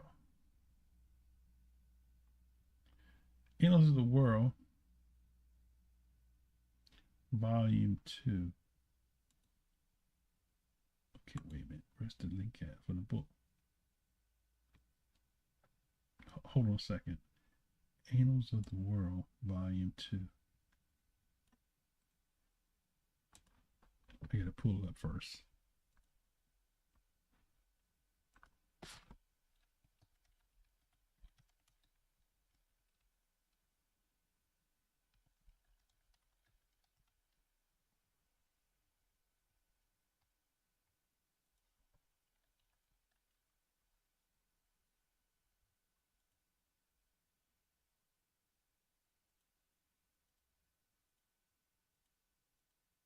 This is not the original. I want the original. This is somebody's copy. I want the original. Here, let's try this one here.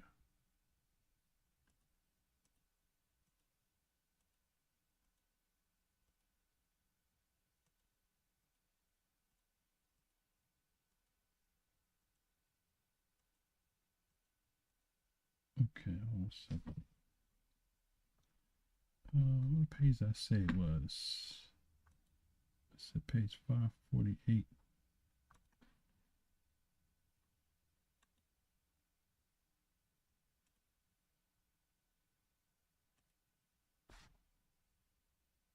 Oh, that's not the one. Hold on, my brother. I want to give you the right link. Let's see. Annals of the World.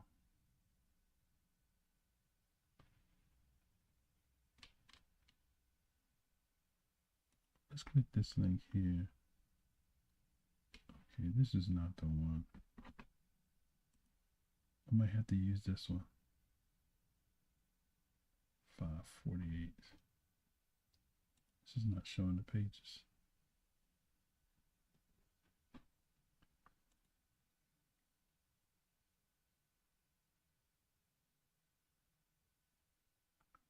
Let's see, is it this one here? Let me see. Hold on a second. That's not it either. This is a copy of a copy. I'm trying to get you the original one. Okay, is this one here?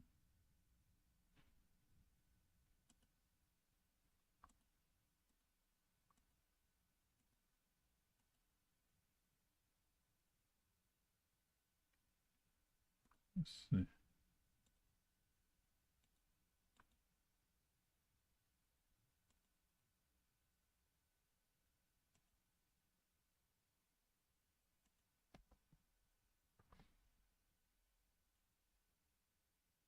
This ain't it either. Okay. I'm having a hard time. I actually have the copy on my computer. I was trying to find a link for you.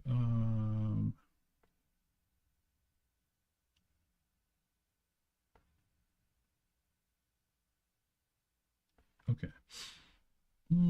Annals of the World is what I'm trying to pull up by James Usher.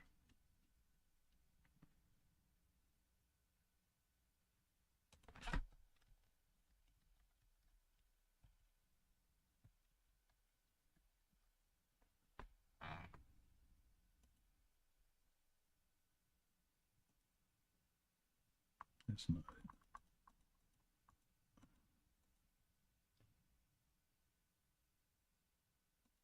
Okay. My brother, what I'm gonna do is I'll send you the link when I find it. But actually, in the book he talks about is antipod of the Idumea in the prime of nation, both of birth and wealth, son of the Antipas, who they lay was by Alexander, king of the Yahudim, and his wife Alexandra, appointed governor of all Idumea, head by his wife Cyprus, who was born at the eminent place amongst Arabians.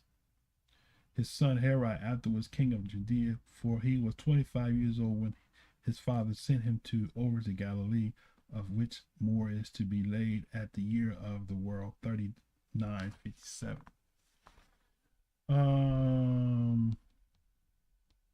You know what? That's not the one I wanted to share with you. That's some good stuff though.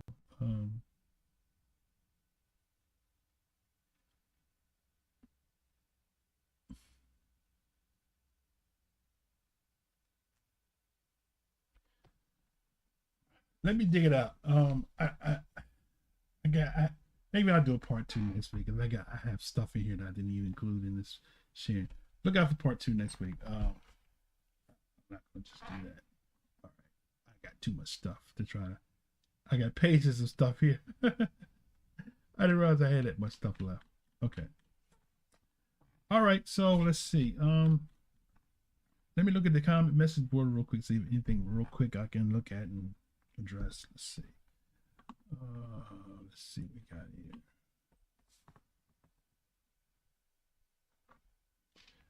Yeah, okay, so I'll just go ahead and do part 2 next week. Continue with that.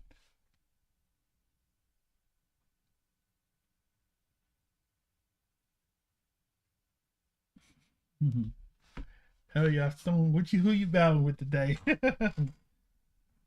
So Solomon was more a devil than Esau. Solomon was more a devil. Thank you for joining our live stream. Please be respectful with comments. Okay, you're correct. Okay, you're speaking facts, Edward.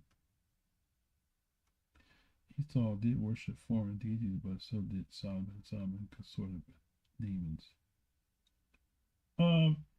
Yeah, with Solomon, the teaching is not about Solomon. So your point is mute. Why do you think prophets wrote fear Yah and keeping his commandments? Why do you think the prophets wrote fear Yah and keep his commandments? I mean, this is a no-brainer right there. And prophets didn't write. Yah told them because man needs to have a change of heart, because we're just desperately wicked and self-centered.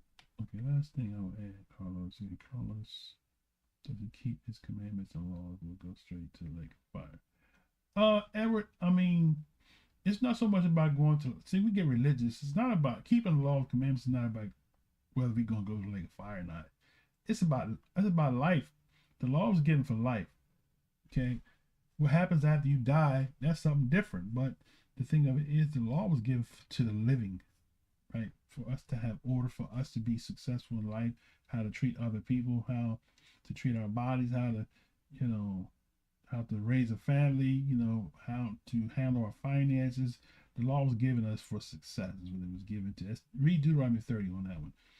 Hagar was Egyptian princess. She was given to Abraham as a political marriage. I don't see the relevance of that to this particular lesson, but hey, Shabbat Shalom, Akot Kahaniyah. Yes, indeed. Baruch Shabbat to Morey Irvin too as well. Anyone keeps the law, otherwise save your breath for the fools. Not change any law, Moses. Just don't sacrifice since party don't get. Okay, so no, the animal sacrifice is going to start back up in the kingdom. We did a lesson on that, so you can go back and. But during the kingdom age, it's going to be the law is going to go back forth from Jerusalem, and they're going to be sacrificial systems started back up during the kingdom age. The priests will be reinstated. So no, that sacrifices were suspended because there's no temple, and the Israelites were scattered abroad. Ishmael never raised his hands against his relatives. He had to fight his Egyptian relatives, Hagar family. That's not true either, because Esau was part of the alliance in Psalms, where he says the enemies of Yah have made crafty counsel against thy people. He talks about Ishmaelites and Hagarites that were in alliance with Esau.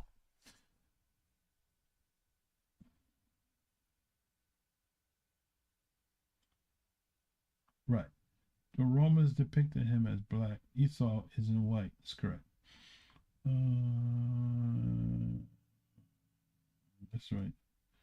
Esau is red or white, but they're not Gentiles. Esau is black, and so yeah, no, Esau looks like the brother right there, and some of Esau look like this brother on the right, due to mixing with Hamitic people, Hamitic stock. Okay. Cain never made it past the flood. Only Noah's family read the Bible and stopped guessing. That Cain's seed never made it. I don't know. That's not to me. It's somebody else. Esau married Esau.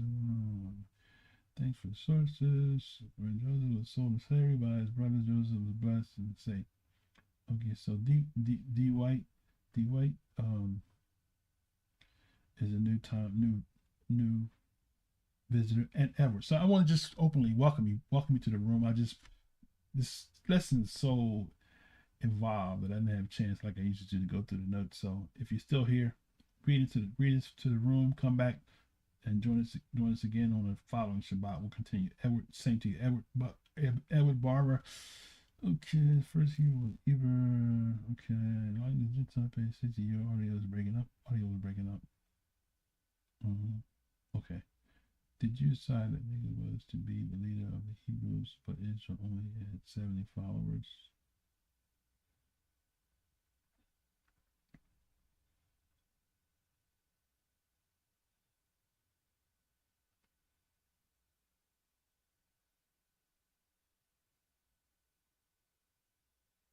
Yeah, my Bible's about baby mama drama. How about that? Isn't that something?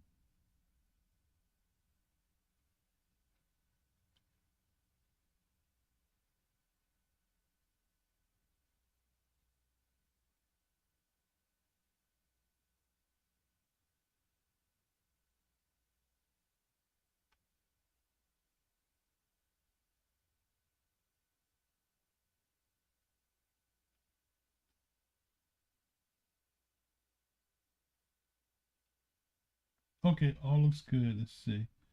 A lot of comments. I'll look at them a little later. Okay, I'm exhausted.